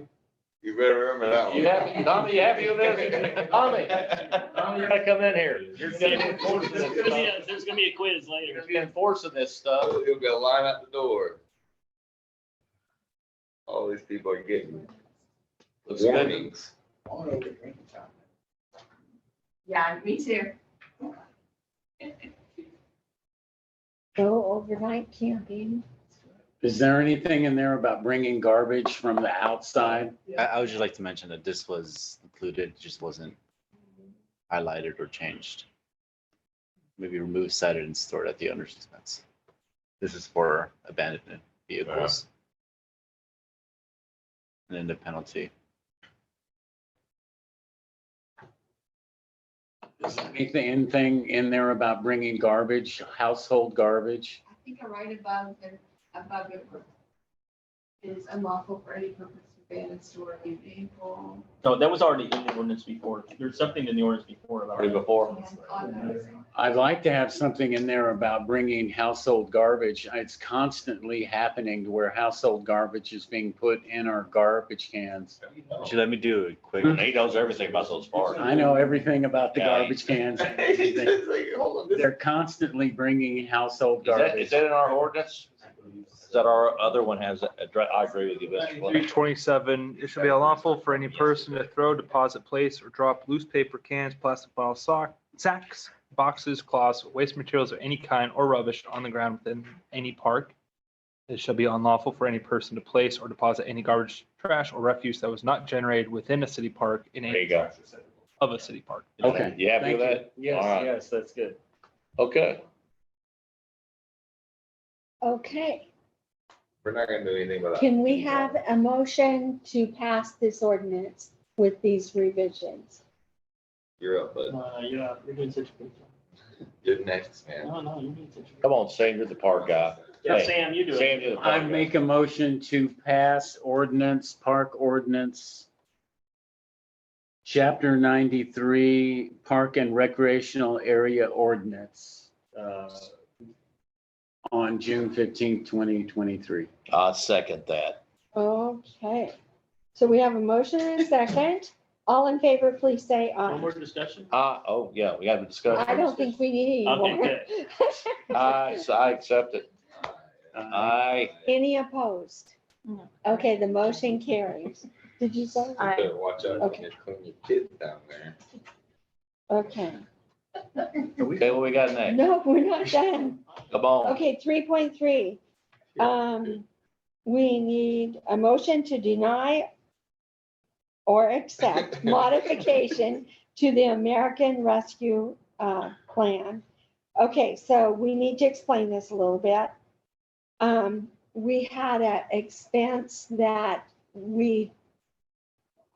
Jared started to take blame for it, but I think I'm just as guilty. So we asked for help from our city engineer to help us get together this grant information on the shared use path. Well, it cost us a little bit of money, and now we need to pay his bill. How much money? And Jared could have probably said that a little bit better, more diplomatically, but that's the bottom line. It's the bottom line. So the reason why I bring this to council is, forget the date, but it was roughly a year ago. We had the American Recovery Plan Act, state and local fiscal recovery funds spend plan that the city council passed, and we allocated $190,000 of the $304,000 towards wastewater system projects, $67,000 towards Northwest River Road project. $25,000 was set aside for downtown revitalization project. That ended up not happening as we had planned, I don't believe. And then salaries and expenses and other technology expenses. So what we're asking for is there's two issues. One, it's a contract over the spending limits that the city has authorized for the mayor or myself, which is $3,000. So it requires city council approval. The second issue is we want to use our ARPA funding to pay for this. There's funding available, and that way it won't hit our general fund accounts. And then if there's any questions, I'm happy to answer them. Well, I mean, I wished we would have known that he could have given us an estimate about the costs. I mean, can we look at the breakdown of the costs again? I mean, I know he had some fine drawings and pictures and all He did that, a lot of work. but 6,000. It's almost $7,000. $6,800. We hadn't broke ground yet. So It would, in our course of dealing with our engineer on other projects, the preparation for a grant submission has been at no cost. We had basically issued a task order for him to help us out. We did not cover the cost requirements. And so there's a differing assumptions. We have the funding to pay for it. I think we should pay for it rather than to try to fight against it. Oftentimes though, on this sort of thing, the engineering work comes after the grant submitted. Based on the nature of the grant, substantial engineering work was required up front. So. well, is there any way in the future for him to notify the city and say that if his expenses are going to be more than $3,000, that he lets us know? Yeah, this is a good notification right here. Yeah, you're right. We will be more $190 an careful. hour. We'll We will definitely be ask asking in a lot more advance, questions. will this be covered by the grant? Yeah, it should have been covered by the grant, I mean, really. It's kind of, We I wish kinda he would have made conveyed, that as some- I wish he would have conveyed beforehand, hey, I'm charging you for this, by the way. That would have been nice. That would have been professional. Is he been courteous. communicating with you on this? I mean, I had a conversation with them about it Before or after? after the fact. Uh, are we gonna get any more surprises like this? Not that I'm aware of. Because this is my, That's answer. this is my concern. We haven't broke ground, we haven't acquired any land, and we're spending all this money on I know it's a grant, but I would sure hate to spend all of our money on engineering fees and not actually get. Well, the problem is we had to spend money to even submit for the grant. And this is taken away from the grant that we're supposed to be using over there. No, so this bucket of funding, this $305,000 was a gift from the federal government with basically no strings attached. Structured as a revenue recovery through COVID. It's basically a stimulus where they gave local governments cash to spend. So we'll pay him out of this $20,000 salary expense then? No, that was for staff. This will likely come out of the 25,000 we set aside for downtown revitalization, or some of the float, $20,000 float within the wastewater system. That's in line. That's 25,000. So back to this bill that he sent us, was this submitted just recently or was it? I think in the last 2 or 3 weeks. Yeah, last 2 weeks. I mean, this was in May, so when was the previous one built that we were billed by? This was in June. The end of this one was in beginning of June. So we're just now. The work was performed. And what was the previous, what was the last one he built? That's part of the grant, right? What was the? We haven't received a invoice outside of grant, other grant programs. That's what I'm concerned about. Except for we did have one for about $2,000 on one other project. I'd have to go back and It look was at what it was. GLO sewer improvements. The sewer stuff. The sewer stuff, yeah. You're worried about his previous work that he's gonna be like, actually, you owe me this much as well. There's no there's no limitations on that, right? I want to make sure that we don't get any more surprises like this. You know? That's what I'm saying. Part of it. Conversation with him would be best. Yeah, We'll and we'll have additional conversations. Because I know we got to pay the man, but I mean, we're paying all this engineering fees and then we hadn't even started the road yet. That's my concern. I mean, well, I hate to spend all of our money. The rest of it would be covered by the grant. Yeah, the grant will cover the rest, right? So I'm gonna make a motion to accept the modification to the ARPA spend plan to include for TxDOT Shared-Use-Plan Engineering Services of $6,856.35 from the Community Development Fund. A second. Okay, we have a motion and a second. Is there any more discussion? Okay, hearing none, all in favor, please say aye. Any opposed? No. 3 yeses and 2 noes? I approve. I accept it. You Oh, approve it? okay. I said no, but it doesn't matter anyway, so. Okay, so the motion carries. Let's keep a little bit tighter next time for the communication. I don't want to have this conversation again. To be honest with you. Don't either. Understand. Because I always. Well, I'm an elected official, dude. I mean, we got to ask these questions, you know? Yeah. Nothing personal. Like, doesn't that go through planning and zoning? Oh, Like God. whenever that stuff goes on in the Not this discussion, particular thing. This was a grant application. and that's just discussed. This was, and we were, 6 weeks out from the grant application due date, and he said, I could do something like that. I said, great, help us out. Yeah. And then a month later, here's a bill. I helped you out. Oh, okay. It's like that, huh? Maybe we got to It get, was a shock.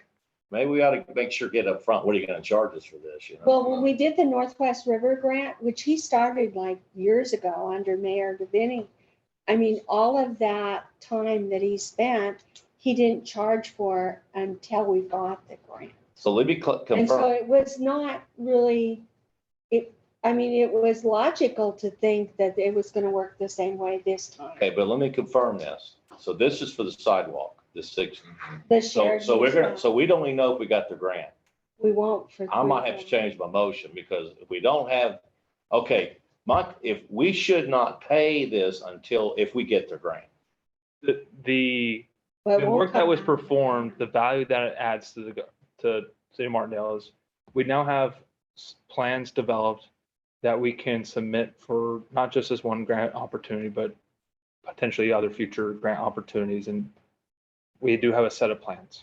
Now, is it as useful to us without a grant? Hey, but my point, Was value provided to the. hey, my concern is though, we spend the $6,800, we don't get the grant. Well, but the thing is, we still have to pay it whether we get the grant or not. Yeah. I mean, we don't have the option really. I mean, we can They just put a not due pay date- him. Put a due date on it. Pay for service. Yeah. Okay, we probably should get a bid from, and we should probably get a cost. And see if that could be part of the grant. Yeah, next, yeah. Not on From- this. We will always ask that question from now on. Make sure that the fees will be Included in the grant. included in the grant, however that's worded. Because if it happens again, I will not be happy if it happens again, because I don't like surprise billing like this. Yeah. Okay, But you voted for it. I know I did. We gotta pay the man. Okay, we'll move on to 3.4. Voted against it. I I know. should be saying that. But see, like, we as a city, we're building partnerships with our engineer, Mhm. who we trusted for everything else. Mhm. The value that we're gonna be getting in return. I voted if for we it. get Hey, The I value that we're voted, hey, getting. I voted the- for it. but I let me voted just with you. finish. I voted with you, but I'm gonna Finish give you my concern. I'm sorry. The value that we're getting in return I far hope. exceeds I hope. the amount of the work that he did. And weren't you salivating over a pretty map? Oh, I'm just saying, I pay the You man. sure what? I pay the man. I don't, Let's move on. that's why I voted. Thank you. Let's move on. Lesson Okay. learned. Okay, so the next item on the agenda is to develop an ordinance or possibly develop an ordinance if the city council agrees that we would like to stop truck traffic on Quail Run. I love that idea. So what is gonna be the weight restriction? It's a great question. No trucks, period. No trucks. No through truck. No through- Come up here to the podium and let us, get us. Define that. I would say low water bridge is 17,500. Okay, so it doesn't matter. So we're saying no through trucks, period, on Quail Run. So no truck can turn off of 80 to get to Quail Run or to Skull, to that bridge, or to Northwest River Road. If they have business there, they can go to that business and leave, like the business that's on Quail Run, if a truck needs to go there for whatever reason. But just passing through, like we had the other day, there's no reason for the truck just to pass through there. They get stuck there. They get They stuck, take our stop I'm sign. more concerned about defining how, you're gonna enforce. a big truck driving through that road. No, it says no trucks. Okay, I'll make a motion to direct city staff to develop an ordinance restricting commercial vehicle traffic on Quail Run Road. I Okay, second that. and do we have any more discussion? Okay, so on the 11 lots that have just been subdivided and sold, as those lots become developed, you're gonna have builders, concrete trucks. So where are they supposed to drive Well, them? that's what he just said. If they have business, Well. No, they can't well, that was just on That's a Quail passing- Run. That's on Quail Run only. If they're just passing through on Quail Run, they're gonna have to come down Northwest River Road or another route. I don't think people on Northwest Road are gonna like that because all the building that's gonna be done on those 11 lots to build those They're homes, most likely gonna build the do that. foundation. But could I explain? I mean, what he's talking about is through truck traffic. If McCoy's, the propane, if they're delivering materials, they could go through Quail Run. They can use Quail Run to Yeah. get to those Yeah, sites. yeah, on as long- Quail No, Run. he did, On he said, Quail Run. On Quail Quail Yes, Run. sir. Yeah. he said only on Quail Run though. I What did, you're trying I, to do is prevent vehicles From passing through. passing through, taking that shortcut. And they should be taking 110.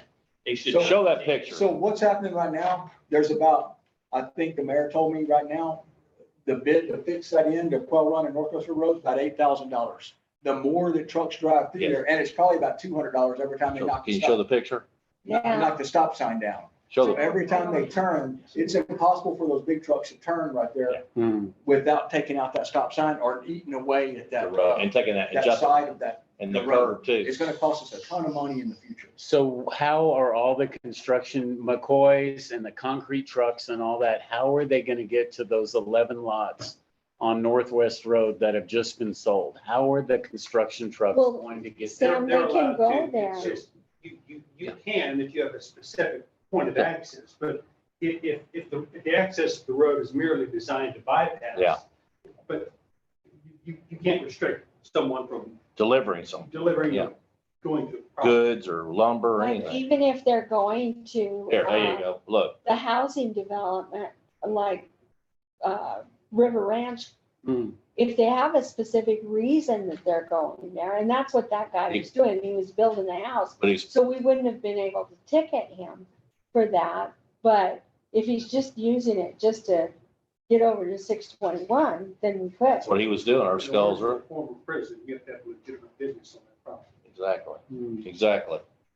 So that truck was going turned here and was he going down Skull? Yes. He turned left on Skull, or he tried to turn left on Skull, couldn't make it because he's too heavy here, turned wide. Yeah. The stop sign was already taken out from a previous truck, because you can see the He traffic. he would take it again. But if you go down there and look at that, that's all eaten alive, that, Those truckers are doing it. that railroad crossing right there, that railroad tie right there, that's holding that all up right there. That's Right the now. whole thing, like I say, the stop sign is just laying there, so we're creating ourselves a big hazard Exactly. right there. Plus he's blocking the road. Yeah, okay. Yeah. Well, they could come from 80 onto Northwest Road though, if they were Correct, coming and come straight down. and come straight down. Correct. Okay, okay. Got it. And that seems fine to me then. Good to go. Good to go. Because the stop sign isn't even there anymore. It's not That's now because from of the trucks previous like truck. that. Where is the stop It's sign? laying It's laying in the The ditch. I went there today and I couldn't even see it. It's They in the stole ditch. it Is for, it gone? Yeah. It's It's gone. okay. I okay, so we have a motion on the table. Yeah. Let's go on that. I was there earlier today, I see it. I'll go by as soon as we finish here. So let's, It was there yesterday. Okay, so we have a motion and a second. Is there any more discussion? When are the signs gonna get installed and who's gonna install the So signs? this is a motion For an to ordinance. direct city staff to create an ordinance Okay. to limit truck traffic. Okay. Any more discussion? Okay, all those in favor, please say aye. Aye, Aye. Any opposed? Okay, so the motion carries. gotcha. Okay, then, let's see. Oh, you're up for the next one too. What do you got? So Do your we best have- sales We pitch. have a gentleman who would like to make a donation to our police department. Do you want to go ahead and explain that? So sort of like I came to y'all last time, we had a donation from another police agency, but this is a donation from a citizen who owns a business about just right outside of Martindale. Oh, Yeah, just right outside of Martindale down at West Ridge. But he wants to donate some ammo to us. Ammo is expensive. Last time we qualified, we're required by law to qualify at least once a year and do training. Last time they paid for it out of our pockets. He's willing to make donations, so we have ammo, duty ammo, and some training ammo. The other thing we go through is when we have to put down deer and stuff like that, we have to pay for that ammo ourselves. Put down any kind of, How many deer did you put down last year? about 4. Really? Yeah. We always They get hit by. They get hit by a car, they're just laying around. More than our permits. Oh, yeah. I mean, it's really not that many, but you gotta account for your ammo anyway, so it's just another thing. And he's willing to donate us the ammo, and you see it's Making a point. more costly, so. Where's it? Go for it, Dick. Yeah, I'll make a motion to accept the donation from Justified Tactical Advantages LLC for the following equipment of, I have to say all this, 8 boxes of 20 cartridges, Remington Ultimate Defense, 124 grams, 9mm grade. Grain. Yeah, I'm ignorant. 9mm Luger, JTA retail, 4 boxes of 20 cartridges, Federal Personal Defense 165 grain. There we go. 40 Smith & Wesson, got it. 60 boxes of 20 cartridges, PMC X-Tac. It's gonna be 6 55. boxes. 6 boxes. You said 60. Oh, my bad. That's 6 boxes of 20 cartridges. PMC X-Tac 55 grain, 5.56 by 54. Thank you, Nick. I second that motion. 556. I second it. Okay, so we have a motion and a second. All in favor, please say. Aye. Oh, wait, a quick discussion. So you have a place to store the guns. Where will this be stored? In the same vault that we have the guns in. In the same vault that the guns are in? Yes, sir. And you have space Yes, sir. for all of it there? Yes, sir. Okay. Well, I want to make sure we haven't kept track of things in the past. We're not talking a whole bunch, right? We're We got a talking. new police force, dude. I know, I'm just making sure we got a place to store it that's secure. That's all. Okay, that's all I want to know. Okay, is there any more discussion? Any more discussion? Thank Okay. you for the donation. Thank you very much. Well, we hadn't passed it yet. But, Let's- so all in favor, please say aye. Aye, Any opposed? Okay, so the motion carries. done. Thank you very much. Thank for the you. donation. Appreciate it. We know how expensive Very ammo is. tactical moving point. Yeah. Considering they're gonna be the quickest to respond if anything happens. Yes. Okay, so the next item is to decide a date for the bicycle rodeo. What was it last year? It was about August 13th, if I remember cool day. right. Hey, did y'all feel it today? Lovely. I'm totally flexible on this one. What do you think, Sonia? You pick it. I'm good with whatever, I mean, like, but whatever the mayor thinks. And do you want to wait until it's cooler? Did you like it around before school started, or? Was it Sunday? Did we do it on It was a Saturday. Saturday. It's bloody hot. Now, the other event is Gonna be the in 9th. August, is on the 18th and 19th of August. September. What's September. not- Probably better off. What day in September? The later the better, right? I agree with that one. But that's y'all's call. I'm totally flexible. September. Okay, you want to go to the next one, please? So September, the first weekend is Labor Day weekend. Yeah. The first week. So probably go for the second, like the 9th, I like the 9th. I'm out of town. September 9th. Okay, there you go, Sonia. Go for it. I guess we need a motion. So I make a motion to designate the bicycle rodeo event date to be on September 9th. I second that. Mike, second. Last time we did it at 10 a.m., correct? Yes. 10 a.m. Oh, it's the mayor, but that's what's that. So, okay. So we can let Carlton know in case he has any other event. We'll let him, you'll let him know? Yes. Okay. Well, you know he's on Zoom. Might as well ask him. Oh, He wasn't earlier. That's what I asked. You sure? okay. So is there No, any, not one. You sure know. any more discussion? I would just like to say that last year I was able to get a bike. Well, I donated a bike, and then a construction company donated a bike, and Chief donated 2 bikes, right? One bike. So we had a total of 3 bikes. 3. Yes. So if anybody wants to donate a bike, It's a good way to I go. challenge my council members to Come up with the bike. yeah, up their game like me, Dang. get on my level and donate a bike. There you I'm- go. There's the challenge. Challenge accepted. What? Yeah, put me down for bike. All right. We got 2 bikes now. We still have He saw it earlier. $5,300 of that child safety money. There you go. From the county last year. You can buy a safe bicycle. We'll throw on the next. Yeah, we'll get All of helmets the helmets. From the safety. from the Uh, safety fund. do you wanna We spent call- about $1,000 last year. We get And we didn't bicycles give for them that? all out.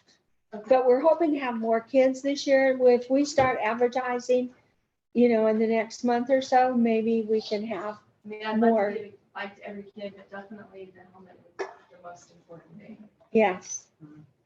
Because a lot of the kids there, they were actually trading in, not trading in, but like getting a bigger helmet. Yes, sizing up. So that was, it was very nice to see that. It was mainly the youth size helmets that we had left, the bigger ones. So we'll keep that in mind and see if there's Can we some. go to the track, can we go to places like track and San Marcos and see if they'll help sponsor? or- Sure. Did we do that last year? No, we did, we We just bought- used our, yeah. What about Walmart or something? Okay. Walmart is so hard to get like donations. Is it? Yeah. I got a good friend that I play basketball with, and he actually owns a children's bike company. Oh, really? There you talking to him. There you go. Yeah. Okay. We know, somebody might be getting old enough, they could bring them to have a little bike. Not yet. About another Like 2 3 months years. old. 6 now. 7 months old Not the baby Seven. baby. He's 4 months now. old. The other one's Almost only, ready. the other one's only 2.5, 2.5 in a couple months. Last year, we gave his daughter a helmet. Yeah, we still have it. Yeah. All right. We still got Fridge, but it. We're holding on to it. there you go, fridge, but. Okay. Okay, we're gonna move on to 3.7. To designate a date for a workshop to talk about the TIRZ Economic Development. Yeah, so background on this. So we've had a developer come before the city council on a couple of occasions, asking about the city creating a TIRZ, a tax increment reinvestment zone. His goal, not that we're beholden to it, but for your awareness context, his goal is that if the city was going to create one, ideally create one by the end of July. I told him that might be a little too quick for us. What I did provide him with is I'll take it to city council and see if they would like to hold a workshop to consider, more fully consider your proposal. The last couple of times that this has been discussed has been during a regular city council, and it's more of a presentation. And this time around, if the city council wants to pursue it, this would be a more open discussion about how does this all work, and dedicated just to this one topic would be my recommendation. Was this the Lake Martindale project? No, this is related to the solar farm. The solar farm. So my suggestion would be to have the city council entertain a workshop, find out more about the project. If the workshop is successful and city council feels comfortable, likes how it went, separate from the workshop, at a next recurring city council meeting, put on the agenda for potential motion action of whether to have a public hearing on the TIRZ. Sorry, yes. Oh. I'm not opening attachments. Have a public hearing on the TIRZ, and then after a public hearing with the community, consider creating a TIRZ. The thing about a TIRZ is that it can be somewhat easily made, somewhat easily unmade. And there's a whole process that this developer has in mind of how that would flow. The biggest thing that we would discuss in the workshop is, hey, this is a good idea for the city. B, what sort of reinvestment is going to be required? What's the financials of the plan and all this? Purpose of bringing it before you is to see if you want to entertain having a workshop with the developer or not. And if you do,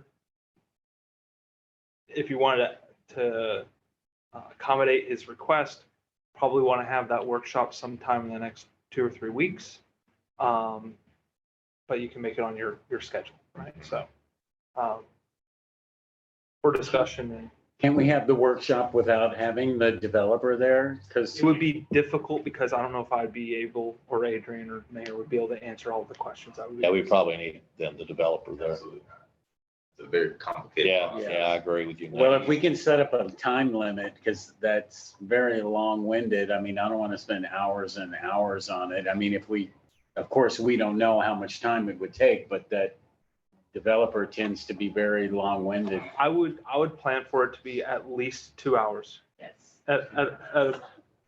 To really go through the substance of this, regardless of the personality, to go through the substance, there's a lot to it. Is he gonna have like a plan presentation, like a? We've asked them to have one prepared. We received one today. Like bullet. I haven't had a chance to review it of what it would look like, and Like his concerns to have bullet points, we can just kind of follow it, have a structured type of discussion.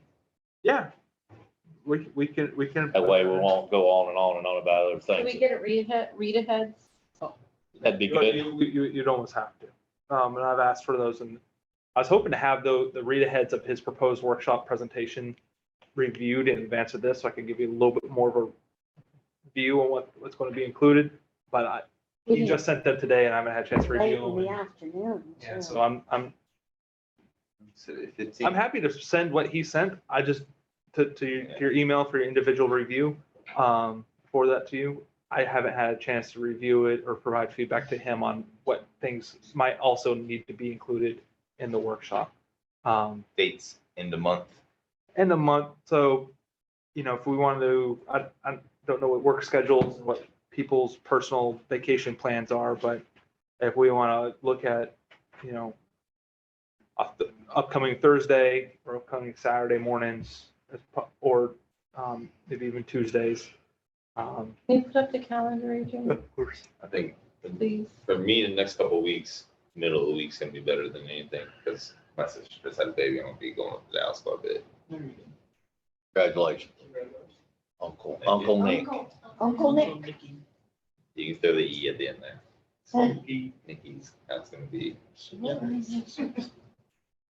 So because we have to publish notice, the soonest we would be able to meet would be the 20th, if we wanted to have it that quickly. I don't know I'm not sure if he'd be prepared, if we'd be prepared to do it, since we haven't looked at the read aheads, but something maybe the following week. I'll be there. I could do the 20th because I'm leaving on the 21st to go to Mexico, and I won't be back until the next week. I'll be gone for a week. So the 20th, or I could do the 30th or the 29th. Do we have a meeting on the 29th already? No. No, We can do it. Oh, we do have one. Regular council meeting on the 6th. the 6th, July the 6th. We can do the 29th. Anyone else? They don't know. How about 28th, Wednesday? Tuesday, 27th, 28th? Sonia said she can't be there. Yeah, I'll be flying back in around that time. I'll be out. I'll be gone. 29th seems fine to me on Thursday. And we'll put some- I think I'm going out of town, leaving that Friday morning. What time of day? That's a Thursday. Thursday. What time? We could do 9, 10. In the morning? Yes. Jared's working. That might be difficult. In the morning. Afternoon?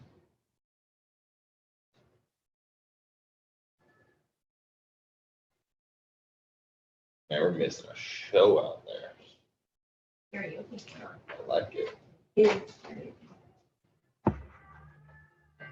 Maybe would 5 o'clock work? We could start a little earlier. I'm down for that. 5 o'clock on 29th. I'm getting packed up for a trip. We only did 2 hours, 5 to 7. All right, just 2. I'm done in 2. I'm not gonna be 3, 4 hours on that. Right. Hold you to that. I'll leave in 2 hours. Yeah. That guy can talk. He can. He's been here twice. I still don't really understand what's going on. I I thought it was fascinating. Me too. I'm down to nerd. I thought it was fascinating too. I was like, And I hold especially like the $130 million part. Yeah. Now, what does that mean? How much money we get out of that? I was just watching Bud over there the whole time.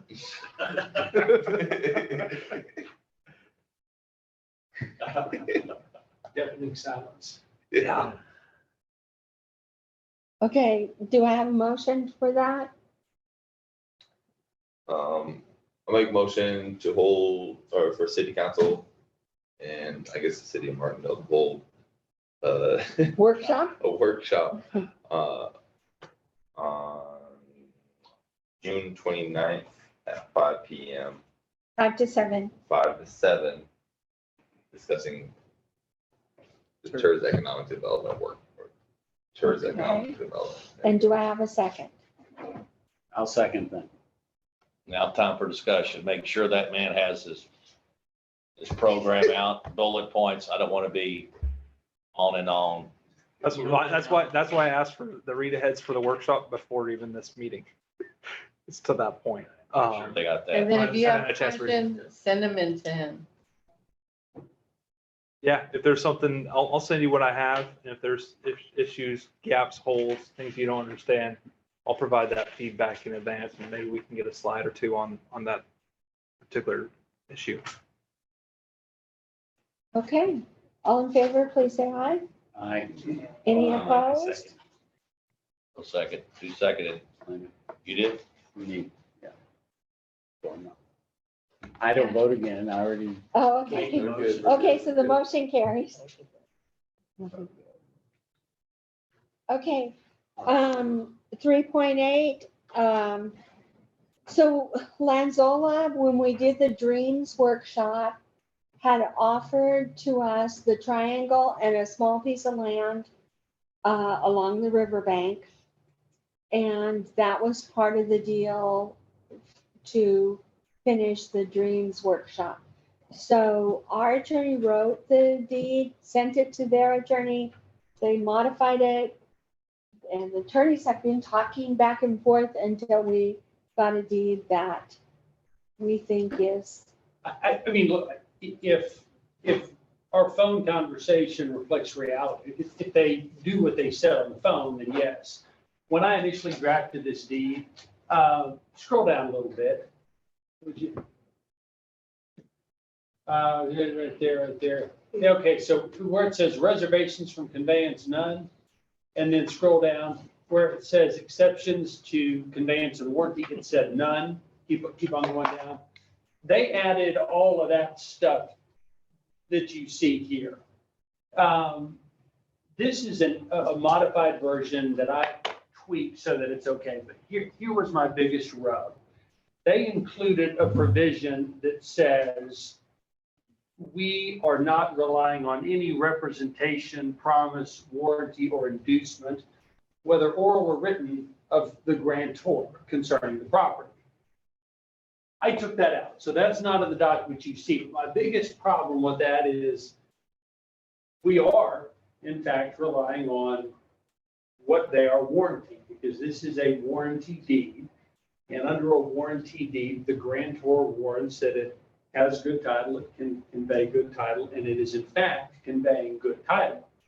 And so the way I read the proposed language is that it stripped that warranty out of the deed, and I said, well, we won't agree to it. So my recommendation is that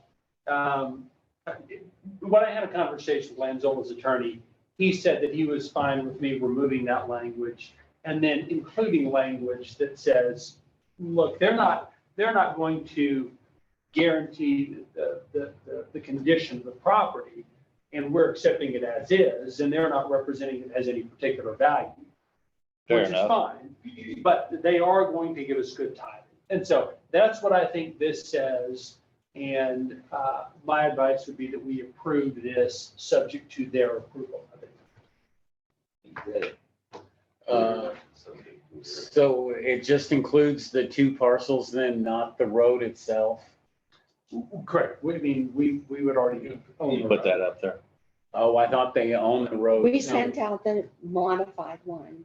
I mean, you got the drawing, okay, you got the drawing of that park. He wants to look at that, the road and. The road is no longer. You don't want to see the parking lot? You want to see the park? You want to see? The road is a, The road is a road. Yeah. road it's is a road. Northwest River The Road. No, we're talking about the one. Do you want to put up the original He's draw? talking about where the three, the two. Properties, the road in between the two It properties. is now a road. It's now. It was, when they did the subdivision, they divided, that is a road now. On the plat, that's a road. I know it was originally private. But we property. should have that in writing too. I mean, if, But it's because, part of the plat, it's public due dedication. It's probably, yeah, it's already been, Okay. that's what, it's already been put online. The plat resolves that. Yeah, the plat shows it. That's what I'm alluding to, yeah. okay. Okay, I'll make a motion to accept the deed transfer for property ID 125083 and 121888 to the city of Martindale as our attorney has written. Is there a picture of it there in this? Okay, wait a minute, we have a motion. Do Okay. we have a second? Second. Just Okay. now you can discuss. Now we'll have discussion. Is there a picture that is included with this? Not on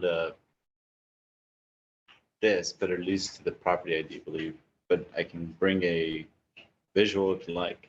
No, I think I know what it is. It's As the long as you're saying the road triangle. is now a public road, then we can't include that in some other plan that Mike will. Well, that's way down the road. We were just talking about. What, are you talking about Northwest River Road? or- No, the road that comes down to the bridge. Oh, the side, The road in one part between of the the two Y. parcels. That's included, It's in the triangle. but it's actually been a road for so long. It's a named road, Shield Cross. Yeah, we're off this, you know. No, I just want to know if that road is included in the deed transfer or not. And if we're saying it's not included and it's a public road, then I know that. That's all. That's all I wanted to know. You want to, can you put it up, Adrian? I'm bringing up this. Thank you. I'll do it just for you, sir. Do we need a title policy? Like title search, proof that there's no airballs in the past? on I this mean, site? we technically could, but they are, the reason that I would say no is because we're not paying them. It's a gift. If we were going to pay some reasonable amount of consideration for this, and it's absolutely. But what we have here is a deed where they say, look, we've got title to this, and they're bound to warrant and defend that title. Generally, the only reason that people get title insurance in the state of Texas is because it's lender required. I mean, that's all it really does. But an arm's length real estate transaction between two parties, all it requires is a deed. But I mean, in this case, they're saying they have good title and they're giving it to us, and you know, I just wondered if So we don't- somebody's aunt's heir from 1828 might come back and say, but So we don't know for sure if it's in good title?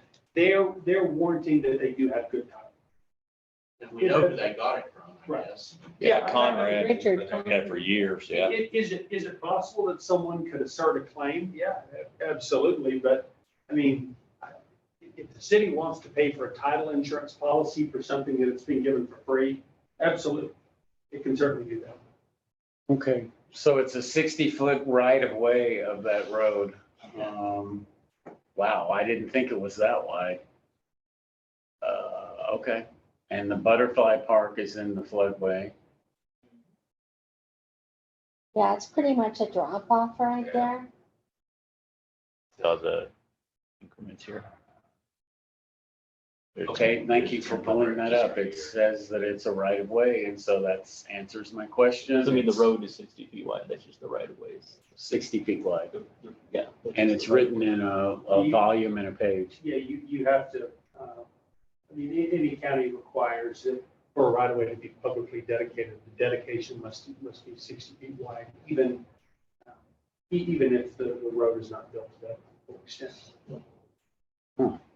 Now, I just want to ask this. So whenever, you have to have a certain amount of your house, whenever you build it, Setbacks. no, whenever they're doing the concrete and all that, they needed to have a certain amount of green space, right?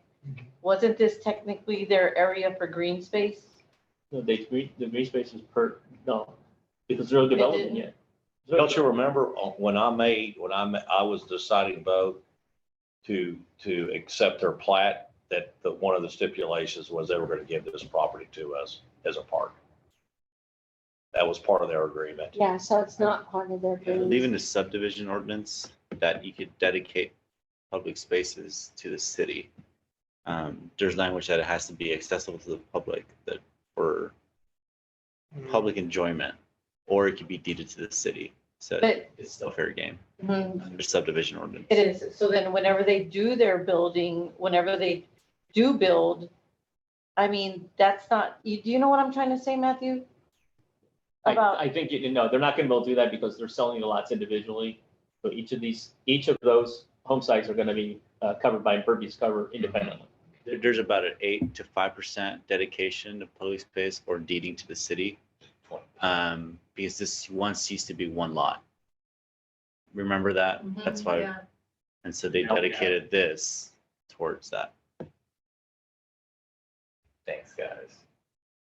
Okay, there's 11 now. uh-huh. Similar to the Hobson Ranch. Yeah. Okay, green space. Similar sort of thing. But Mike referred to, you said a park, right? Well, whatever, I mean, that's way down the road. We're just talking about getting a deed. We're approving the deed. That's all we're talking about now. And he's happy with it. I'm happy with it. Are we still in discussion? Yes. Did you have something to discuss? Okay. You're done with the discussion? Okay? Okay, all in favor, please say aye. Aye. Any opposed? And you're- Just a minute, I it's good. only heard Mike. I, Aye, yeah, and it's yeah. fine. I mean, Okay. The only You? thing, the only other thing I'd say is if, yeah, Dwayne makes. The makes motion point. carries. If anyone wants to have some further assurance. That's It'd be at our expense. It would be, What do you think, expert? Is it necessary as it's a gift? I mean, I think the cost of the title policy would probably exceed the value of the property. There you go. Good answer. Okay. So Sonia, I didn't I'm hear an your vote. Okay. All right. did it pass all, any, pass? All It passed. five? Yeah. Okay, excellent. Okay, 3.9 performance evaluation plan. I'd like to put this off.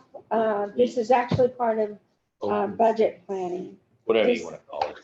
Is there anything to add to the future items or take away? What about the sewer tap fees? Discussion or permitting, whatever you, I mean, we need to probably discuss that at some point. It's not going to be soon. It's probably not, we can have that discussion maybe later in August, September. So if we want to add it to the list, we can, but Do we maybe combine a few things, like, I mean, with that, other issues? I mean, it's Like it's what? an entire fee structure, Yeah, fee structure, Entire. there you go. or at least in the land use. Because man, we gotta get some, yeah, we've got to get some income for this Is there treatment. some things that we could take off of the future agenda items, like the holiday schedule for 22, 23? Yes. So that doesn't need to be on there. Then the utility help fund, do we still need that on there? I don't believe so. No. So then what about the downtown parking? Are we still doing that? It's, I think we've discussed that. I mean, it's something in, but I mean, we discuss it as far as we're not going to charge for parking downtown. So scratch that one. Then, What do you- Adrian? the only issue is with it was related to the building and how there's no designated parking downtown other than along the right of way. And it's just a matter of whether we wanted to consider pursuing other options for that. If Has- city council doesn't Has want to Mari's discuss it, we attorney don't have to. ever gotten back to you about that? Nope, but let me email them right now. And then for the River Appreciation Day, Mayor, did there still need to be discussion about the check or anything, or No, we have to get the minutes to our accountant. so we could take that off, right? Yeah. Okay. There was a concern from somebody about the condition of Northwest Road between Quail Run and 80. And Yeah. I had a conversation with Donald, the cleric at Commissioner's Court yesterday. The cost to do Northwest River Road from Mike's house to Highway 80, just the materials would be $200,000. We don't have the money. Mike's house to 80. Yeah, it'd be about 2 miles. 1984, Okay. on the way. Yeah, 1984. And that, he said that's just the cost of the material, so you'd have to double 200,000. it. That's 200,000. We never So had- right now, I haven't been filling the potholes between Quail Run and the electric Turk is working holes on another because we're about to 2.6 put in 11 sewer taps. Yeah, we don't want that. And we're gonna tear up the road Right, good point. tremendously. So as soon as we get that done, Okay. maybe we can evaluate where we need to. You know what, put more. maybe at the curve to Quail Run, maybe check on that. If I remember, we're kind of, Mod. there is the modified grant, the additional grant that you're applying for, the Turk is applying for. Was the thought process was so at least to get to Quail Run. So there is another grant that they're working. Yeah, maybe we could do an overlay on that section. Well, that's what you're saying. That could at least get us, at least to Quail Email the Run, new maybe further. copy. Okay. The GLL MIT grant, there's an extension to it, which is called the MOD. I don't know what the acronym is, but I believe that's an additional $2 to $3 million. What about, Very well. we do a grant and do like we did on Lockhart Street, do an overlay on that after. What was proposed is to, remember how we had to cut short the MIT grant? Yes. Just kind of rebuild it to where we had initially. Guess you could ask Mr. Turk or Grant Rodgers. Grant Rodgers would probably know. Like, Turk would have the estimate.